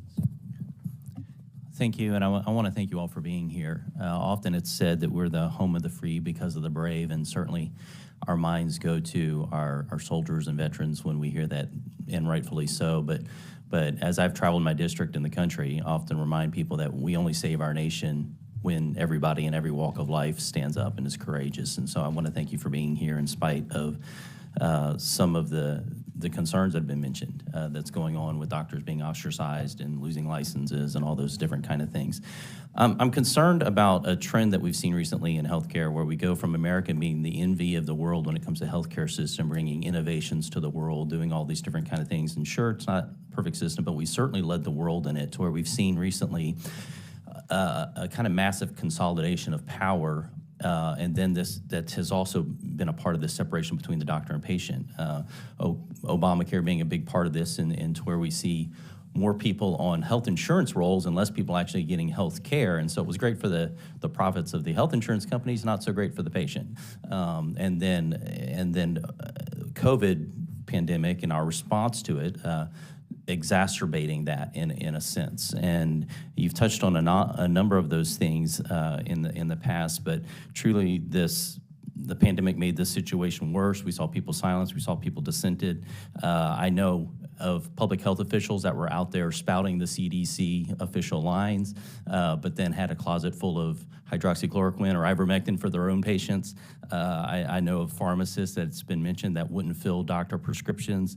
I was in much of my district's role, and there were hospitals that stopped doing surgeries even though there's not one single case of COVID in their district. Even here in the House physician sent out a memo giving fines for people not wearing masks, but it was just for the House. So you could literally be in the rotunda and subject to a fine for not wearing a mask on one half of the rotunda, take 2 steps over in the same room and be totally clear, even though, and how shall I put this, the demographic profile of the Senate was more vulnerable to COVID.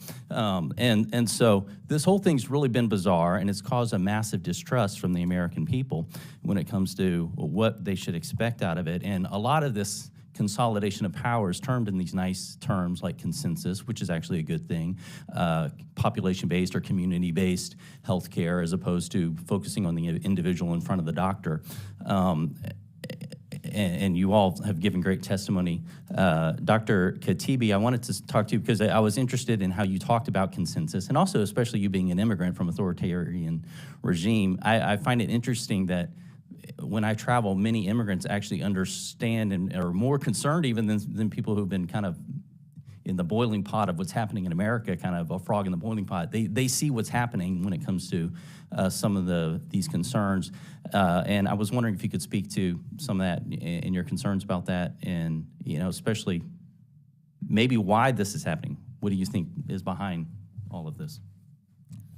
Well, let me start off with the why. I think that as a consciousness in the United States, we're still very much in a reactive way of behaving, and we certainly saw that during COVID. People, instead of being wisely, mindfully responsive, they're just reactive. They other. They don't listen. We've seen that here, and what happens is then people don't stop. They stop thinking and they start trying to kind of focus on ego-based protective mechanisms that then actually prevent you from thinking cognitively. And the people who've had experience living in authoritarian regimes have seen it, so they have more access to that cognitive experience, or because they've lived it, and so they can connect the dots more easily than someone who's just living in fight or flight and being reactive. So they recognize these patterns of chilling of speech, everybody kind of in a group think, pressure, the government pressuring for censorship or suspecting it, or and noticing that there's pressure from the government. They notice these things better, easier. And so I've certainly seen that in my immigrant community, that people are more wary of the American government now. And I think people are waking up a little bit and seeing what happened during COVID. People who disagreed with me a few years ago are agreeing now. What was the first part of your question? I don't recall.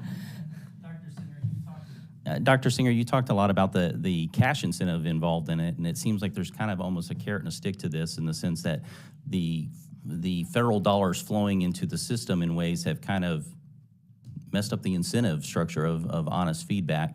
And it seems also, in a sense, there's also the legal recourse in that a lot of people, like the CDC, who come out and just say, oh, it's a recommendation, but unspokenly, if you don't follow it, that you open yourself up to lawsuit abuse. Meanwhile, you have these massive companies that have kind of protected from liability, specifically in the case of vaccines. I was wondering if you could speak to a little more to your concerns in that regard. Well, Representative Cloud, it's a very good point. In fact, it's not limited just to the coronavirus pandemic. In general, when government agencies recommend things, it oftentimes becomes a de facto mandate, because either because of the government agency being a source of funding, or maybe having regulatory oversight that could be detrimental to the entities that is making recommendations to it. So I jokingly say that when the CDC recommends something, it's oftentimes like when Tony Soprano recommends something. So your point is well taken, and that, I think that contributes to, I think it's just a natural phenomenon of the way it is when government gets involved in these things. I think it's unavoidable. But that contributes to a creation of distrust between the patient and the doctor, because especially with the experience we've had where there was constant changing of different recommendations, which is understandable because the information was changing, so these recommendations had to be revised. Patients started wondering, are you, doctor, recommending this to me because you really believe this is what you think I should do, or are you recommending this to me because you're afraid you'll get in trouble if you don't recommend this to me? And that's not a healthy relationship between the patient and the doctor. Thank you, Chairman. I'll yield. I now recognize Ms. Takuda from Hawaii for 5 minutes of questions. Thank you, Mr. Chair. The entire premise of this hearing is the erosion of the doctor-patient relationship as a result of politicians telling doctors how they should treat their patients. So let's talk about that. It is truly hypocritical that my Republican colleagues are convening a hearing on government overreach into the doctor-patient relationship when their party is literally writing the playbook across our country on how to do exactly that, all while endangering the lives of 25 million women by denying them access to abortions and forcing doctors to break their Hippocratic oath to do no harm when government denies them the ability to provide their patients with the care and treatment they need. Since the right-wing majority of the Supreme Court overturned Roe, extreme Republican lawmakers have been tripping over themselves to pass dangerous bans and restrictions, defying the will of the majority of Americans. According to the American College of Obstetricians and Gynecologists and its over 57,000 members, abortion is an essential component of women's health care. Abortion is health care. When we criminalize, excuse me, Mr. Chair, I would like the ability to answer my question line. When we criminalize health care, undermine a patient's ability. Thank you very much. Please, we'll have order, and I you. will expect that Ms. Kuda has her right to make her comments. I Everyone will appreciate- get their time. Thank you. I hope so. When we criminalize healthcare, undermine a patient's ability to access healthcare, tell doctors how they should and should not treat their patients, we have failed. Dr. Chain, yes or no? Do abortion bans undermine and erode the doctor-patient relationship? Yes. Since Dobbs took effect, we have heard horrific stories of patients enduring life-threatening situations and unthinkable emotional trauma before doctors felt they could legally provide care. The far right's war on abortion is a direct attack on 1 in every 4 women in the United States that have received abortion care, and an assault and infringement on every single person's ability to obtain the health care they need in consultation with their health care providers. And these draconian bans have devastating consequences on all of our communities. Longitudinal studies have shown us that denying access to abortion care increased household poverty, subjected individuals to long-term financial distress, bankruptcies, and even evictions. Women denied this most basic health care were often more likely to stay in violent relationships, were often left raising their children alone, and in the most tragic cases, suffered serious health problems and life-threatening complications. Dr. Shane, simple yes or no, does banning basic health care, such as abortion care, harm patients? Yes. When abortion is banned, it severely limits a provider's ability to provide their patients with timely, high-quality access to care. It directly undermines and erodes the relationship between patients and medical professionals, and even worse, puts patients' lives at risk. Dr. Shane, do these consequences pose an even greater threat to the doctor-patient relationship than pandemic-era public health policies like COVID-19 vaccine requirements? Yes, they absolutely do. As we see a rise even right now in COVID cases throughout our country and even in the halls of Congress, I urge my colleagues on the other side of the aisle to think long and hard about this subcommittee's priorities. We've spent the last 2 hours discussing baseless, hypocritical allegations of interference in the doctor-patient relationship during the pandemic. All the while, we have Republicans systemically damaging the doctor-patient relationship by criminalizing basic reproductive health care and inflicting harm on millions of women across our country. I yield back. Now recognize Dr. Joyce from Pennsylvania for 5 minutes of questions. Thank you, Chairman Wenstrup and Ranking Member Wiz, for holding today's hearing. And to the witnesses for being with us today, we appreciate both your time and your testimony. As a physician, I understand the importance of the doctor-patient relationship, and I have dedicated my career to serving my patients. More important, I understand the irreparable harm that comes from a one-size-fits-all approach to medicine. This approach was exacerbated by the coronavirus pandemic and served the trust between the medical community and physicians and their patients was fractured. Throughout the pandemic, public health officials consistently inserted themselves between the doctor-patient relationship, in the exam room, in public service announcements, and further eroding what is a critical and a sacrosanct relationship. Physicians' feet were often dangled above the fire if they didn't comply with the questionable COVID-era policies, with vaccine mandates. And often, physicians were censored or blacklisted, and researchers in the same vein were censored or blacklisted for dissenting opinions regarding COVID vaccines, COVID data, and specific to this conversation, to patient care.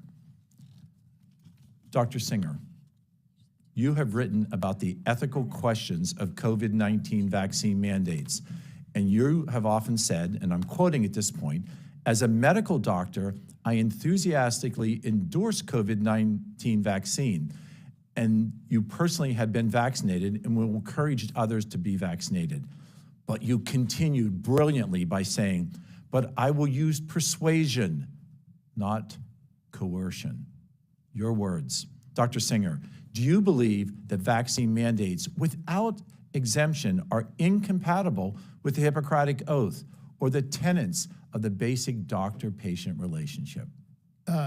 Representative Joyce, Dr. Joyce, yes, I do. I think that I think it's actually, you have no right to force someone to be vaccinated. Obviously, I believe that the vaccines saved hundreds of thousands of lives, and I got vaccinated. I got the first 2 shots, and I got the booster shortly thereafter, and I'm glad I did. But my role is to recommend to people, not to force people, not to compel people. In addition, there are some people who have very good reasons to not be vaccinated. They may have allergies, they may have already had COVID, and they have natural immunity, and they're concerned about getting a reaction to a vaccine that's of a new technology and hadn't been subjected to clinical trials because it was an emergency use authorization. These are not unreasonable concerns. I need to respect those concerns. I do need to qualify that, and that doesn't mean that private organizations don't have the right to have requirements. For example, if passenger cruise ships said that we will only take you on our tour if you're vaccinated, they're a private business, a private entity, and they have every right to set the terms by which they're going to allow people to come on their ship. It also might make business sense for them. Let's continue this discussion, and I appreciate your candor. As you know, the CDC just recommended the booster to all Americans over the age of 6 months. Can you expound on this recommendation as well as your view regarding the booster?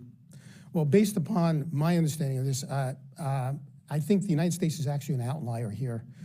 In the UK and most European countries, they're not recommending the booster to anyone under the age of 65 unless they're in a high-risk group. Then even over 65, they're recommending that you consult your physician and talk it over with your physician. And I'm with Dr. Paul Offit in this one, the director of the Children's Hospital of Philadelphia. When you have over 90%, maybe close to 100% of young children, you're talking about like 6-month-olds, who've already been exposed to the virus and have natural immunity, and they're among the lowest risk group from getting severely ill from COVID, then I don't see a justification for subjecting young, healthy people to yet another vaccine that does have, we're seeing, particularly in young people, some complications such as myocarditis. Unless, again, you have to individualize. You could have a young child that is immune compromised, has leukemia, something like that. It's a different story. But in general, as a general rule, I don't advocate it. Finally, very simply, do you feel that vaccine mandates facilitate fracturing the patient-doctor relationship? I think mandating does, because first of all, it's a natural tendency for people to recoil when they're mandated, even if what's being mandated is actually a good idea. People don't like being told they have to do things. And so when you have somebody who it's important that they have a very trusting relationship, the doctor and the patient understands that they're being compelled to do something, I think it just undermines the relationship of trust between the doctor and the patient. Thank you for your candor. Mr. Chairman, I yield. I now recognize Ms. Green for 5 minutes of questions. Thank you, Mr. Chairman. I find it pretty appalling that the Democrats on our committee are using this hearing to talk about the murder of unborn children, babies, people who have rights in our country due to the Constitution. Abortion is not health care. It's not. It's murder. Health care saves lives. And that's what many doctors tried to do during the COVID tyrannical shutdowns, the censorship of doctors, and outrageous government practices that destroyed businesses, destroyed freedoms, took away freedom of religion, free speech, and killed people, and continued to kill people.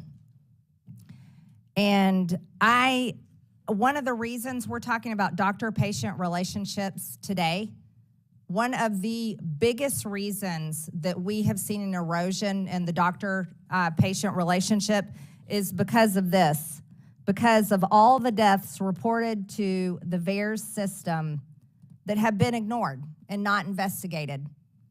And these are the numbers. These are the reports of deaths that started in 2021 with the COVID vaccines. And these are reports of others, but you can see the spike, and this is why people are having a hard time trusting their doctors. I'm not vaccinated. I refuse to take it. Dr. Williams, what has been your position on vaccination, and has your position changed, and if so, why? I commented earlier, Congresswoman, that I was one of the first people to get vaccinated in my company because I was asked to do so, and I was happy to do so. I did it unhesitatingly. But when natural immunity was being discounted and ignored, my position personally changed. Now, my practice of medicine has been from day one that it's an individual's decision that they need to make informed with their healthcare provider, and I maintain that right now. The recommendation of the most recent booster, though, has me astounded. It hasn't been studied in children at all, this newest booster, and to recommend everyone 6 months of age or older to do that, I don't understand it. But I still maintain that it needs to be an individual's decision, the parent, in the case of a child, or the individual patient and their provider. And have you been censored for sharing your experience treating your patients, what you felt was the right thing to do during COVID? Many times. I was lifetime banned from Twitter for just simply responding that if someone needed to speak to someone from the press, that I would be happy to answer some questions. I woke up the next morning and had a lifetime ban from Twitter. 3 months after Elon Musk bought the company, I got reinstated, and they asked me to rejoin the platform and apologized. But I also was banned from YouTube for reviewing a NIH-published paper on quercetin, which is a supplement, and all I did was review the paper, and I was banned from YouTube and then threatened with a lifetime ban on YouTube. The FDA in 2021 tweeted, "You are not a horse, you are not a cow. Seriously, y'all, stop it." They were referring to the drug ivermectin. Dr. Williams, has ivermectin ever been used by human beings? Yes, ma'am. Does it have a history of use on human beings? Yes, ma'am. So why did the FDA send a tweet implying that ivermectin was just a medicine for horses and cows? I don't know. I know that the Fifth Circuit Court a week ago, last Friday, took issue with that, and I think that's going to go back to a lower court and be addressed. But I don't know why they would have said that. Is ivermectin safe? Yes, ma'am, in my experience, very safe. What about hydroxychloroquine? It is safe. Hydroxychloroquine is, you can use hydroxychloroquine in all 3 trimesters of pregnancy. I mean, the most difficult patient to treat with medications is the first trimester pregnant female. So it's a very safe drug. But, like all drugs, we use all drugs carefully. I don't prescribe Tylenol without thinking about its consequences. Of course not. You wouldn't do that. But they kicked you off of Twitter just for talking about COVID. It's been reported that 41% of Americans forwent receiving medical care they needed during the pandemic. What effect did this have on people missing a diagnosis of a serious illness? Dr. Williams. It's been my concern. The 2 things that I've thought about is how many routine colonoscopies and how many routine mammograms didn't get done. And I don't think, obviously at this point, we don't know the full measure of the damage that was caused by that. It's going to be great, though. It will continue to be great. What effect did vaccine mandates have on people who may not have known they had an illness that would have made taking the vaccine more dangerous? I think that situation is where the person who's getting a vaccine needs to consult with their healthcare provider, and it needs to be done in an environment where there's a place to do so. I mean, you can't have a personal, confidential conversation with a pharmacist at a counter with dozens of people around. with no privacy. And so those patients needed to go see their healthcare provider prior to getting a vaccination. And sadly, some people have access to care issues, and I acknowledge that. But I think those patients that you're addressing here, they shouldn't have gone to get a vaccine in a retail environment, or they needed to go to their provider and have a discussion. Yeah, unfortunately, they weren't given a choice. Many of them were mandated to do so, or they'd lose their jobs. I've run out of time. Thank you, Mr. Chairman. I yield back.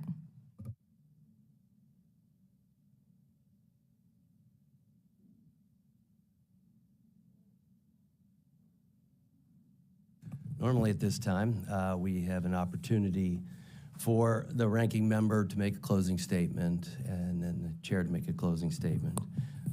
He won't be here, so I will go ahead and make a closing statement. And I just want to start with one thing. Dr. Shane, I appreciate what you said about access to care. My district has traditionally been urban and rural, and the access to care problems are tremendous. And I will say that at the end of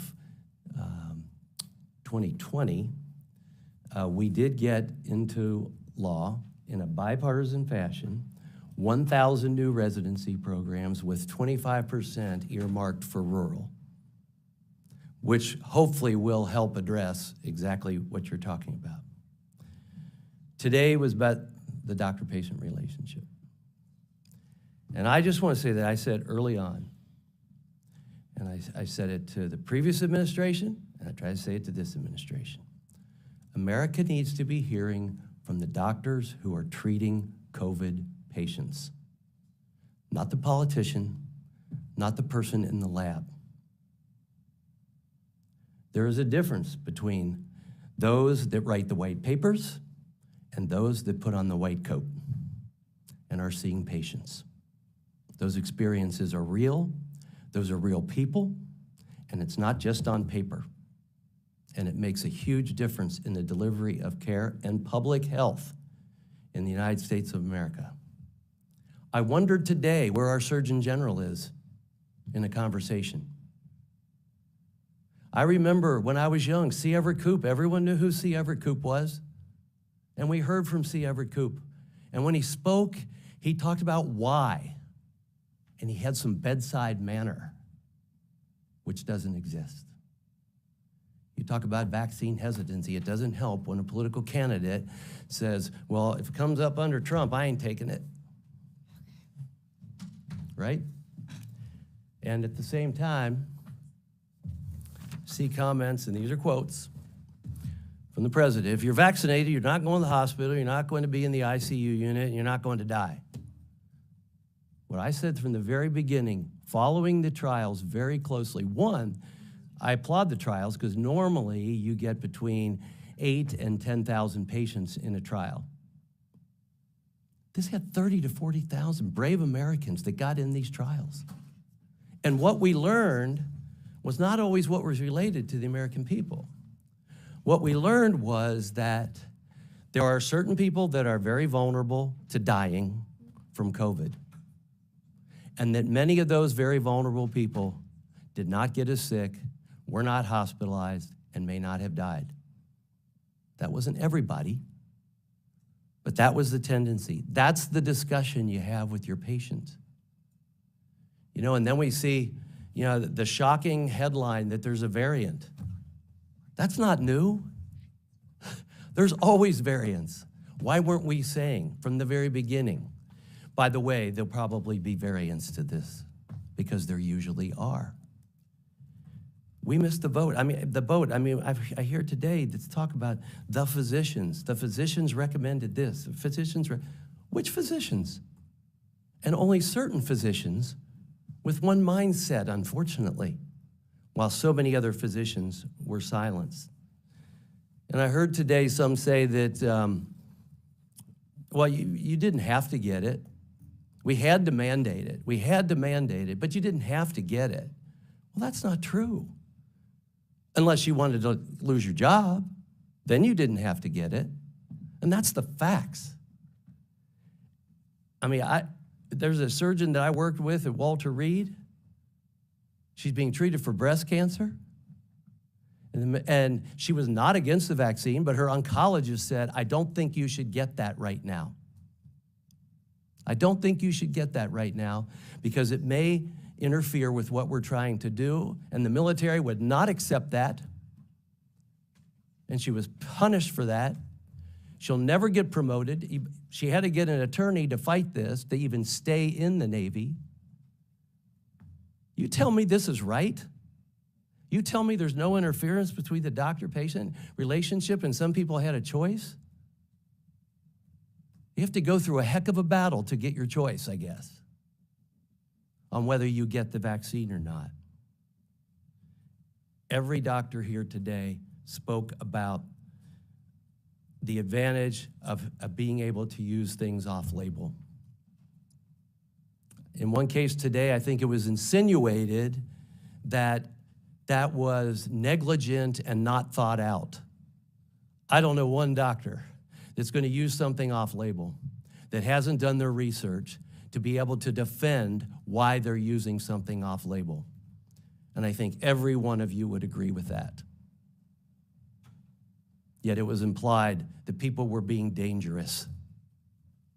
They weren't. They absolutely weren't. What was dangerous is shutting them down. I had doctors call me, friends of mine, we had started practice around the same time, call me saying, I just got a call.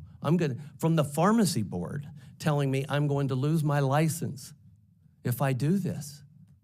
And I haven't harmed anybody. I've only helped people. But I got a couple kids, I got to get through college. I said, do you want to come and testify that? No, no, because I know what will happen to me. These are facts that America needs to know about, that has been taking place in our government. And Dr. Katiba, I applaud you for being able to talk about what it's like in an authoritarian regime and quickly recognizing what's going on. And it's our job to make sure that this doesn't happen again and quits happening now. That we actually do things. Look, I know Dr. Ruiz always say I was in public health. I was in public health. I was on our board of health, but I was also practicing. And the people that worked at our health board, the physicians that actually were still seeing patients, had much greater insight to what was actually going on than those that weren't. They may have the degree, but they haven't been seeing patients anymore. It was very advantageous to have that. You know, I apologize to all of you for some of the things that happened here today, because you came here to talk about how you believe it's best that we can save human lives and what our public-private partnership should look like. And I'm sorry it got off topic so much. Dr. Dingell, excuse me, Representative Dingell, I referenced you in my opening statement. You had the option to talk to your doctor because you were scared. Many people did not get that. It's about benefits and risk. Those are the conversations that we have to have. That wasn't taking place. That wasn't taking place. And I just think the bedside manner has been horrific. And I think we can do a whole lot better. And it's up to us to create a path so that we must do that and must do it that way. On behalf of patients, Dr. Williams, you referenced why you were here. It was on behalf of your patients. And I would contend that the doctors that have decided to come to Congress are here on behalf of their patients as well. A little out of order, but I would like to give Ms. Dingell the opportunity for a closing statement.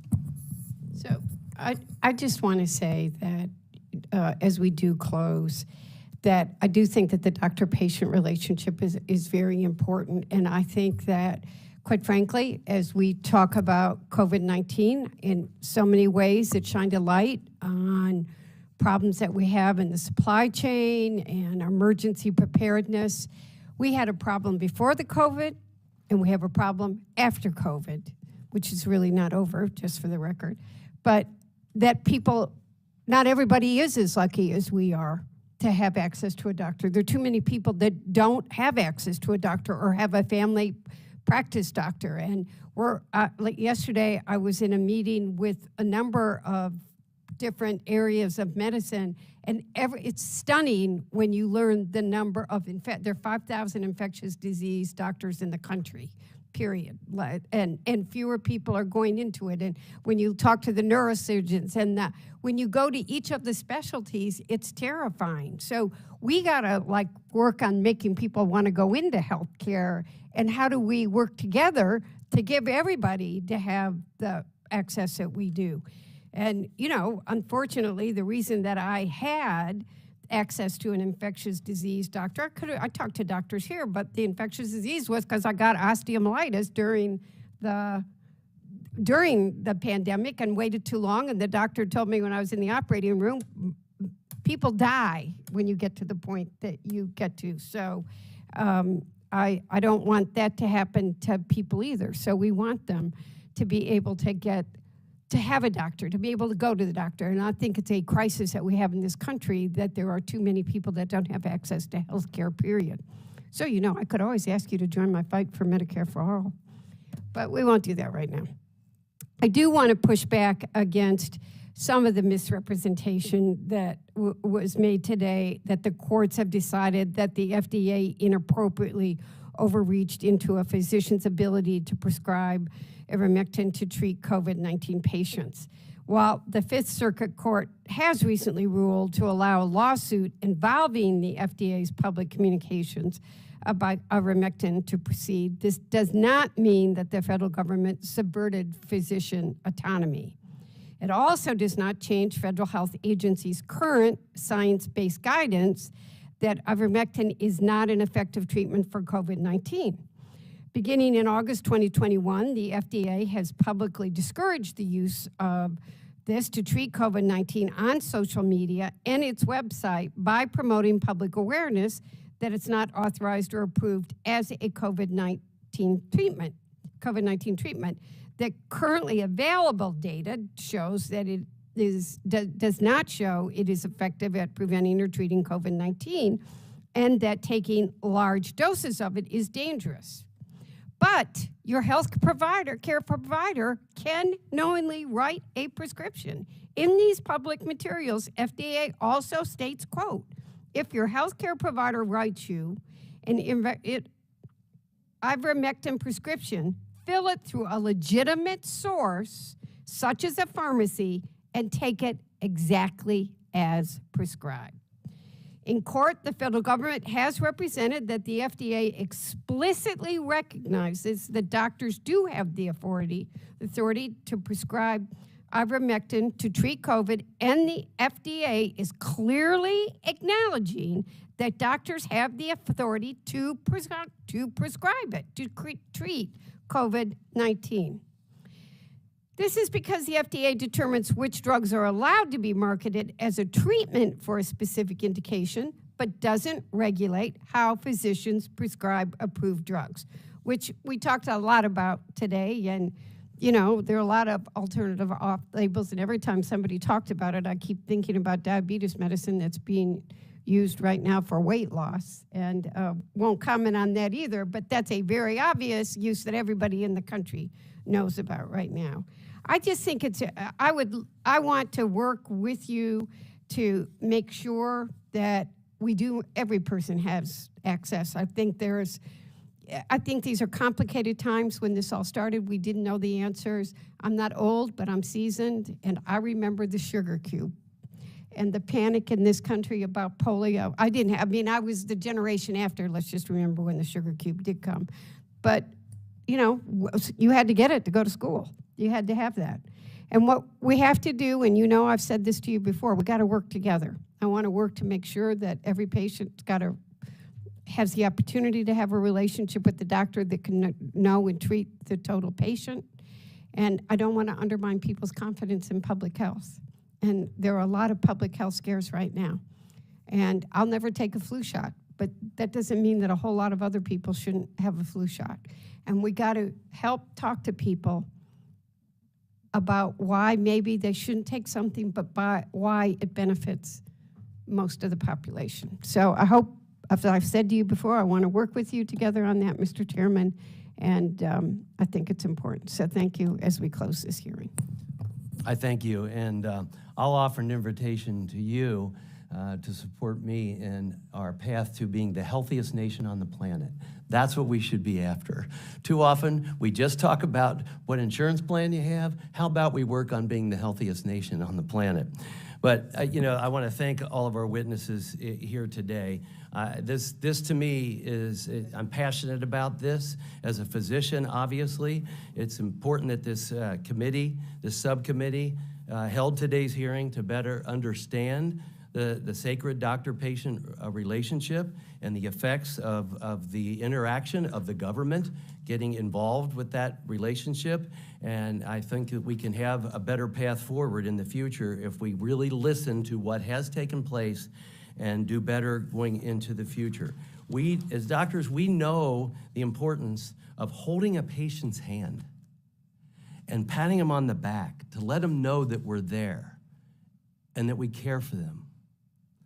And when you're told you have to go get a shot in your arm, regardless of what it is, and no conversation with the physician that you know and trust, and you get it at the pharmacy or you get it from the National Guard or whatever the case may be, let there be at least the opportunity for a discussion with your physician.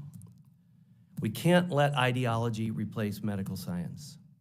To me, it's a new twist on government overreach. It's no secret. Democrats are for larger government, Republicans are for smaller government. Okay. But how far are we going to take this? And we want to know it's in the best interests of the patients overall, and that's where we're going. We saw natural immunity ignored. We really quit talking about convalescent plasma, which early on, I saw patients in my hometown. I saw people lining up to give their blood that had COVID and donate their antibodies, basically, and other people get better. We didn't really talk about all of the above. And that, to me, is the problem. And that's what interfered between doctors and the patients. Anyway, I thank you all for being here today. It's important. This conversation is far from over, but I'm glad we had the opportunity to discuss it today. And with that, I close. And my final statement is, with that and without objection, all members will have 5 legislative days within which to submit materials and to submit additional written questions for the witnesses, which will be forwarded to the witness for their response. If there's no further business, without objection, the Select Subcommittee stands adjourned.